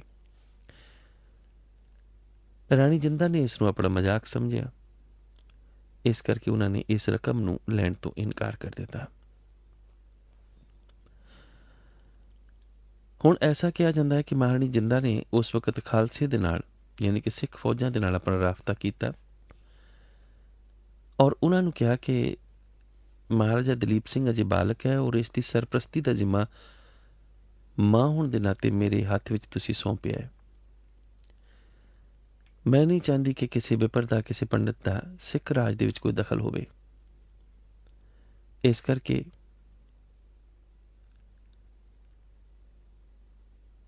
ਇਸ ਪਾਸੋਂ ਇਹ ਰਾਜ ਜਾਂ ਇਸ ਪਾਸੋਂ ਹਰ ਕਿਸਮ ਦਾ ਜੋ ਵੀ ਇਸ ਨੂੰ ਅਧਿਕਾਰ ਦਿੱਤਾ ਹੈ ਉਹ ਵਾਪਸ ਲਿਆ ਜਾਵੇ। ਇਸ ਗੱਲ ਤੋਂ ਵੀ ਜੱਲਾ ਨਾਰਾਜ਼ ਹੋਇਆ, ਹੀਰਾ ਸਿੰਘ ਵੀ ਕਾਫੀ ਨਾਰਾਜ਼ ਹੋਇਆ। ਆਖਰ ਹੀਰਾ ਸਿੰਘ ਡੋਗਰੇ ਨੂੰ ਜਦੋਂ ਮਹਾਰਾਣੀ ਜਿੰਦ ਕੌਰਾਂ ਦੇ ਉਸ ਇਕੱਠ ਬਾਰੇ ਪਤਾ ਲੱਗਾ ਜੋ ਉਸਨੇ ਖਾਲਸੇ ਦੇ ਨਾਲ ਮਿਲ ਕੇ ਕੀਤਾ ਸੀ, ਤਾਂ ਉਹ ਖਾਸਾ ਪਰੇਸ਼ਾਨ ਹੋ ਗਿਆ। ਉਸ ਨੂੰ ਇਸ ਗੱਲ ਦਾ ਪੂਰੀ ਤਰ੍ਹਾਂ ਦੇ ਨਾਲ ਇਸ ਵਕਤ ਤੱਕ ਪਤਾ ਲੱਗ ਚੁੱਕਿਆ ਸੀ ਕਿ ਸਿੱਖ ਫੌਜ ਹੁਣ ਮੇਰੇ ਮਗਰ ਪੈ ਸਕਦੀ ਹੈ, ਮੇਰਾ ਕਤਲ ਤੱਕ ਵੀ ਹੋ ਸਕਦਾ ਹੈ। ਐਸਾ ਕਿਹਾ ਜਾਂਦਾ ਹੈ ਕਿ ਉਸ ਵਕਤ ਦੇ ਜਿੰਨੇ ਵੀ ਕੀਮਤੀ ਸਾਜੋ ਸਮਾਨ ਸੀ ਮਹਿਲਾਂ ਦਾ, ਜਿਹਦੇ ਵਿੱਚ ਕੈਂਠੇ, ਹੀਰੇ, ਜਵਾਹਰਾਤ ਔਰ ਹੋਰ ਕਾਫੀ ਸਮਾਨ ਸੀ, ਜੋ ਉਸਨੇ 7 ਹਾਥੀਆਂ ਉੱਪਰ ਉਸ ਵਕਤ ਲੱਦ ਲਿਆ ਸੀ, ਯਾਨੀ ਕਿ ਇੰਨਾ ਕੁ ਉਹ ਮਾਲ ਅਸਬਾਬ ਲੈ ਕੇ ਭੱਜਣ ਦੇ ਚੱਕਰ ਦੇ ਵਿੱਚ ਸੀ ਔਰ ਉਹ ਜੰਮੂ ਵੱਲ ਨੂੰ ਭੱਜ ਵੀ ਗਿਆ ਸੀ। ਸਿੱਖ ਜਰਨੈਲਾਂ ਨੂੰ ਇਸ ਗੱਲ ਦੀ ਜਦੋਂ ਖਬਰ ਪਈ ਤਾਂ ਉਹਨਾਂ ਨੇ ਇਸ ਦਾ ਪਿੱਛਾ ਕੀਤਾ ਕਿ ਖਾਲਸਾ ਦਰਬਾਰ ਦਾ ਇਹ ਸਾਰਾ ਦਾ ਸਾਰਾ ਪੈਸਾ ਕਿਵੇਂ ਲੈ ਕੇ ਜਾ ਸਕਦਾ ਹੈ। ਇਹ ਉਹ ਸਮਾਂ ਸੀ ਦਸੰਬਰ 1844 ਦਾ, ਜਦੋਂ ਖਾਲਸੇ ਦੇ ਵਿੱਚ ਯਾਨੀ ਕਿ ਖਾਲਸਾਈ ਫੌਜ ਦੇ ਵਿੱਚ ਔਰ ਡੋਗਰਿਆਂ ਦੇ ਵਿੱਚ ਆਪਸ ਦੇ ਵਿੱਚ ਕਾਫੀ ਖਾਨਾ ਜੰਗੀ ਹੋਈ, ਕਾਫੀ ਜੰਗੀ ਲੜਾਈ ਹੋਈ। ਆਖਿਰ ਸਿੱਖ ਫੌਜਾਂ ਦੇ ਸਾਹਮਣੇ ਕਿਸੇ ਦੀ ਕੀ ਚੱਲਣੀ ਸੀ। ਡੋਗਰੇ ਵੀ ਆਪਣੀ ਹਾਰ ਮੰਨ ਗਏ, ਕਿਉਂਕਿ ਇਸ ਜੰਗ ਦੇ ਵਿੱਚ ਬਹੁਤ ਸਾਰੇ ਡੋਗਰੇ ਮਾਰੇ ਗਏ ਸਨ। ਸਿੱਖ ਫੌਜ ਹੀਰਾ ਸਿੰਘ, ਪੰਡਤ ਜੱਲਾ, ਸੋਹਣ ਸਿੰਘ ਜੋ ਕਿ ਗੁਲਾਬ ਸਿੰਘ ਡੋਗਰੇ ਦਾ ਪੁੱਤਰ ਸੀ ਅਤੇ ਲਾਭ ਸਿੰਘ ਡੋਗਰੇ ਦੇ ਪਿੱਛੇ ਭੱਜੀ, ਲੇਕਿਨ ਇਹ ਸਾਰੇ ਦੇ ਸਾਰੇ ਮੌਕੇ ਨੂੰ ਤਾੜ ਗਏ ਔਰ ਜਾ ਕੇ ਲੁਕ ਗਏ। ਆਖਰ ਕਿੰਨੀ ਕੁ ਦੇਰ ਲੁਕੇ ਰਹਿ ਸਕਦੇ ਸਨ। ਕੁਝ ਦੇਰ ਬਾਅਦ ਉਹਨਾਂ ਨੂੰ ਬਾਹਰ ਆਉਣਾ ਹੀ ਪਿਆ, ਕਿਉਂਕਿ ਵਕਤ ਦੀਆਂ ਲੋੜਾਂ ਨੇ। ਸਿੱਖ ਫੌਜ ਨੇ ਉਹਨਾਂ ਉੱਪਰ ਪੂਰੀ ਨਿਗਾਹ ਰੱਖੀ ਹੋਈ ਸੀ। ਜਦੋਂ ਉਹ ਬਾਹਰ ਨਿਕਲੇ ਤਾਂ ਸਿੱਖ ਫੌਜ ਵੱਲੋਂ ਗੋਲੀਬਾਰੀ ਸ਼ੁਰੂ ਹੋਈ। ਇਸ ਗੋਲੀਬਾਰੀ ਦੇ ਵਿੱਚ ਸੋਹਣ ਸਿੰਘ ਜੋ ਕਿ ਉਸ ਵਕਤ ਹਾਥੀ ਉੱਪਰ ਬੈਠਿਆ ਹੋਇਆ ਸੀ ਮਾਰਿਆ ਗਿਆ। ਇਸ ਗੋਲੀਬਾਰੀ ਦੇ ਵਿੱਚ ਲਾਭ ਸਿੰਘ ਡੋਗਰੀ ਨੂੰ ਵੀ ਇੱਕ ਗੋਲੀ ਲੱਗੀ, ਪਰ ਉਹ ਫਿਰ ਵੀ ਭੱਜਣ ਦੇ ਵਿੱਚ ਸਫਲ ਹੋ ਗਿਆ। ਸਿੱਖਾਂ ਨੇ ਉਸ ਦਾ ਪਿੱਛਾ ਕੀਤਾ, ਲੇਕਿਨ ਭੱਜੇ ਜਾਂਦੇ ਨੂੰ ਫਿਰ ਸਿੱਖਾਂ ਨੇ ਮਾਰ ਮੁਕਾਇਆ। ਇਸ ਤੋਂ ਬਾਅਦ ਸਿੱਖਾਂ ਨੇ ਹੀਰਾ ਸਿੰਘ ਉੱਪਰ ਹਮਲਾ ਕੀਤਾ। ਹੀਰਾ ਸਿੰਘ ਨੇ ਅੱਗੋਂ ਮੁਕਾਬਲਾ ਕੀਤਾ, ਲੇਕਿਨ ਇਸ ਜੰਗ ਦੇ ਵਿੱਚ ਹੀਰਾ ਸਿੰਘ ਔਰ ਜੱਲਾ ਇਹ ਵੀ ਮਾਰੇ ਗਏ। ਹੀਰੇ ਸਿੰਘ ਡੋਗਰੀ ਨੂੰ ਖਤਮ ਕਰਨ ਤੋਂ ਬਾਅਦ ਲਾਹੌਰ ਦਰਬਾਰ ਇਸ ਗੱਲ ਤੋਂ ਆਪਣੇ ਆਪ ਨੂੰ ਆਜ਼ਾਦ ਸਮਝਿਆ ਗਿਆ ਕਿ ਸ਼ਾਇਦ ਡੋਗਰਿਆਂ ਤੋਂ ਲਾਹੌਰ ਦਰਬਾਰ ਨੂੰ ਆਜ਼ਾਦ ਕਰਵਾਇਆ ਜਾ ਸਕੇਗਾ, ਪਰ ਡੋਗਰਿਆਂ ਦਾ ਅਜੇ ਇੱਕ ਮਾਸਟਰ ਮਾਈਂਡ ਰਾਜਾ ਗੁਲਾਬ ਸਿੰਘ ਜਿਉਂਦਾ ਸੀ। ਇਹ ਉਹ ਸਮਾਂ ਸੀ ਜਿਸ ਵਕਤ 1845 ਨੂੰ ਮਹਾਰਾਣੀ ਜਿੰਦਾ ਨੇ ਆਪਣੇ ਸਕੇ ਭਰਾ ਜਵਾਹਰ ਸਿੰਘ ਨੂੰ, ਜੋ ਕਿ ਮਹਾਰਾਜਾ ਦਲੀਪ ਸਿੰਘ ਸਾਹਿਬ ਜੀ ਦਾ ਮਾਮਾ ਸੀ, ਉਸ ਨੂੰ ਪ੍ਰਧਾਨ ਮੰਤਰੀ ਬਣਾ ਦਿੱਤਾ। ਲੇਕਿਨ ਮਹਾਰਾਣੀ ਜਿੰਦਾ ਦੀ ਇਸ ਨੂੰ ਆਪਾਂ ਗਲਤੀ ਕਵਾਂਗੇ ਜਾਂ ਕੁਛ ਹੋਰ, ਇਹ ਆਪ ਸੋਚਣਾ, ਕਿਉਂਕਿ ਇਤਿਹਾਸ ਇਸ ਪੱਖੋਂ ਬਿਲਕੁਲ ਸਪਸ਼ਟ ਹੈ ਕਿ ਮਹਾਰਾਣੀ ਜਿੰਦਾ ਨੇ ਜਿਸ ਵਕਤ ਆਪਣੇ ਭਰਾ ਨੂੰ ਵਜ਼ੀਰ ਬਣਾਇਆ ਤਾਂ ਐਸਾ ਕਿਹਾ ਜਾਂਦਾ ਕਿ ਉਹ ਵਜ਼ੀਰੀ ਦੇ ਕਾਬਿਲ ਨਹੀਂ ਸੀ, ਪਰ ਕਿਉਂਕਿ ਉਸ ਦਾ ਭਰਾ ਸੀ। ਹੁਣ ਕਿਉਂਕਿ ਉਹ ਵਜ਼ੀਰੀ ਦੇ ਕਾਬਿਲ ਨਹੀਂ ਸੀ, ਇਸ ਗੱਲ ਨੂੰ ਮਹਾਰਾਣੀ ਜਿੰਦਾ ਵੀ ਜਾਣਦੀ ਸੀ। ਇਸ ਕਰਕੇ ਉਸਨੇ ਯੂਪੀ ਦਾ ਇੱਕ ਮਿਸਰ ਸੀ ਜਿਸ ਦਾ ਨਾਮ ਲਾਲ ਸਿੰਘ ਸੀ, ਜਿਸ ਨੇ ਸਬਰਾਵਾਂ ਦੀ ਜੰਗ ਦੇ ਵਿੱਚ ਬੇੜੀਆਂ ਦਾ ਪੁਲ ਡੋਬ ਕੇ ਸਿੱਖ ਫੌਜ ਦੀ ਹਾਰ ਦਾ ਕਾਰਨ ਬਣਿਆ ਸੀ। ਉਸ ਮਿਸਰ ਲਾਲ ਸਿੰਘ ਨੂੰ, ਜੋ ਕਿ ਭਈਆ ਸੀ, ਬਿਪਰ ਸੀ, ਮਿਸਰ ਸੀ, ਭਈਆ ਸੀ, ਯੂਪੀ ਦਾ ਸਿੰਘ ਸਜਿਆ ਹੋਇਆ ਸੀ, ਪਰ ਚਲਾਕ ਰਾਜਨੀਤੀਵਾਨ ਸੀ ਔਰ ਇਸਨੇ ਆਪਣੀ ਚਲਾਕੀ ਦੇ ਨਾਲ ਹੀ ਸਾਰੀ ਯਾਨੀ ਕਿ ਸਿੱਖ ਕੌਮ ਉੱਪਰ ਹਾਵੀ ਹੋ ਗਿਆ ਸੀ। ਮਹਾਰਾਣੀ ਜਿੰਦਾ ਜਾਣਦੀ ਸੀ ਕਿ ਉਸ ਦਾ ਭਰਾ ਜੋ ਜਵਾਹਰ ਸਿੰਘ ਹੈ ਉਹ ਵਜ਼ੀਰੀ ਦੇ ਕਾਬਿਲ ਨਹੀਂ ਹੈ, ਇਸ ਕਰਕੇ ਉਸ ਨੂੰ ਕਿਸੇ ਚਲਾਕ ਰਾਜਨੀਤਿਕਵਾਨ ਦੀ ਲੋੜ ਸੀ। ਤਾਂ ਮਿਸਰ ਲਾਲ ਸਿੰਘ ਨੂੰ ਉਸ ਦਾ ਮੁੱਖ ਸਲਾਹਕਾਰ ਯਾਨੀ ਕਿ ਪ੍ਰਧਾਨ ਐਡਵਾਈਜ਼ਰ ਜਿਹੜਾ ਸੀ, PA, ਉਹ ਨਿਯੁਕਤ ਕੀਤਾ ਗਿਆ। ਇਸ ਦੇ ਨਾਲ ਹੀ ਮਹਾਰਾਣੀ ਜਿੰਦਾ ਨੇ ਇੱਕ ਕੰਮ ਹੋਰ ਕੀਤਾ ਕਿ ਉਸਨੇ ਨਿਜ਼ਾਮ ਨੂੰ ਚਲਾਉਣ ਦੇ ਲਈ ਇੱਕ ਪੰਚਾਇਤ ਵੀ ਬਣਾ ਦਿੱਤੀ। ਖਾਲਸਾ ਫੌਜ ਕਿਉਂਕਿ ਇਸ ਵਕਤ ਤੱਕ ਮਹਾਰਾਣੀ ਜਿੰਦਾ ਦੇ ਕਾਫੀ ਹੱਕ ਦੇ ਵਿੱਚ ਹੋ ਚੁੱਕੀ ਸੀ, ਖਾਲਸਾ ਫੌਜ ਨੇ ਤਾਂ ਇੱਥੋਂ ਤੱਕ ਕਹਿ ਦਿੱਤਾ ਸੀ ਕਿ ਅਸੀਂ ਜੇ ਹੁਕਮ ਕਿਸੇ ਦਾ ਮੰਨਾਂਗੇ ਤਾਂ ਮਹਾਰਾਣੀ ਜਿੰਦਾ ਦਾ, ਕਿਉਂਕਿ ਖਾਲਸਾ ਫੌਜ ਦੋ ਪੱਖੋਂ ਮਹਾਰਾਣੀ ਜਿੰਦਾ ਦਾ ਸਤਿਕਾਰ ਕਰਦੀ ਸੀ। ਇੱਕ, ਮਹਾਰਾਣੀ ਜਿੰਦਾ ਮਹਾਰਾਜਾ ਰਣਜੀਤ ਸਿੰਘ ਸਾਹਿਬ ਜੀ ਦੀ ਧਰਮ ਸੁਪਤਨੀ ਸੀ। ਦੂਸਰੀ, ਉਹ ਤਖਤ ਉੱਪਰ ਇਸ ਵਕਤ ਤਖਤ ਦੇ ਸਹੀ ਵਾਰਸ ਮਹਾਰਾਜਾ ਦਲੀਪ ਸਿੰਘ ਸਾਹਿਬ ਜੀ ਦੀ ਮਾਤਾ ਸੀ। ਪਰ ਖਾਲਸਾ ਫੌਜ ਜਵਾਹਰ ਸਿੰਘ ਦਾ ਸਤਿਕਾਰ ਨਹੀਂ ਸੀ ਕਰਦੀ। ਜਿਹੜੀ ਪੰਚਾਇਤ ਬਣਾਈ ਗਈ ਸੀ, ਉਸ ਪੰਚਾਇਤ ਦੇ ਵਿੱਚ ਪੰਚ ਰੂਪ ਦੇ ਵਿੱਚ ਜਵਾਹਰ ਸਿੰਘ ਨੂੰ ਵੀ ਸ਼ਾਮਲ ਕੀਤਾ ਗਿਆ ਸੀ। ਇਸ ਤੋਂ ਇਲਾਵਾ ਭਾਈ ਰਾਮ ਸਿੰਘ, ਦੀਵਾਨ ਦੀਨਾਨਾਥ, ਬਖਸ਼ੀ ਭਗਤ ਰਾਮ ਅਤੇ ਫਕੀਰ ਨੂਰੂਦੀਨ, ਜਿਹੜਾ ਕਿ ਮਹਾਰਾਜਾ ਰਣਜੀਤ ਸਿੰਘ ਸਾਹਿਬ ਜੀ ਦੇ ਵਕਤ ਇੱਕ ਵਜ਼ੀਰ ਸੀ, ਉਸ ਨੂੰ ਵੀ ਇਸ ਪੰਚਾਇਤ ਦੇ ਵਿੱਚ ਸ਼ਾਮਲ ਕੀਤਾ ਗਿਆ।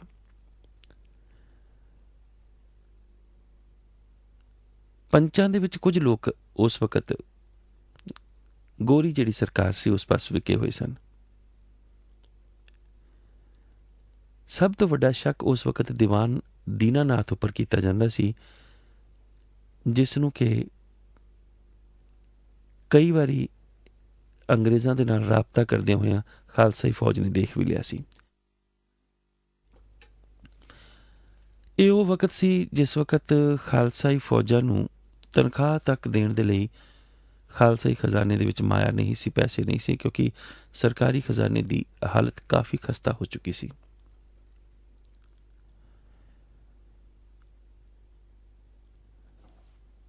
ਔਰ ਇਸ ਤੋਂ ਇਲਾਵਾ ਜਿਹੜੀ ਖਾਨਾ ਜੰਗੀ ਸੀ ਉਹ ਪੂਰੀ ਤਰ੍ਹਾਂ ਨਾਲ ਚੱਲ ਰਹੀ ਸੀ। ਮਾਰਚ 1845 ਦਾ ਸਮਾਂ, ਜਿਸ ਵਕਤ ਰਾਜਾ ਗੁਲਾਬ ਸਿੰਘ ਨੇ ਸਿੱਖ ਫੌਜ ਦੀ ਤਨਖਾਹ ਵਧਾਉਣ ਦੀ ਗੱਲ ਕੀਤੀ ਸੀ। ਖਜ਼ਾਨਾ ਹੈ ਨਹੀਂ ਸੀ ਕਿਉਂਕਿ ਉਹ ਫੌਜ ਨੂੰ ਆਪਣੇ ਵੱਲ ਕਰਨਾ ਚਾਹੁੰਦਾ ਸੀ। ਆਖਰ ਉਹ ਜੰਮੂ ਵੱਲ ਨੂੰ ਕੂਚ ਕਰ ਗਿਆ। ਸਿੱਖਾਂ ਨਾਲ ਕਿਉਂਕਿ ਉਸਨੇ ਬਾਰ-ਬਾਰ ਧੋਖਾ ਕੀਤਾ ਸੀ, ਫੌਜਾਂ ਨੇ ਉਸ ਦਾ ਪਿੱਛਾ ਕੀਤਾ ਔਰ ਫੌਜਾਂ ਨੇ ਉਸ ਨੂੰ ਕਰਾਰੀ ਹਾਰ ਦਿੱਤੀ। ਆਖਰ ਉਹ ਲਾਹੌਰ ਜਾਣ ਵਾਸਤੇ ਤਿਆਰ ਹੋ ਗਿਆ। ਸਿੱਖਾਂ ਵੱਲੋਂ ਕੁਝ ਮਾਮਲਾ ਨੀਯਤ ਕੀਤਾ ਗਿਆ, ਉਸਨੇ ਮਾਮਲਾ ਵੀ ਚੁਕਾ ਦਿੱਤਾ।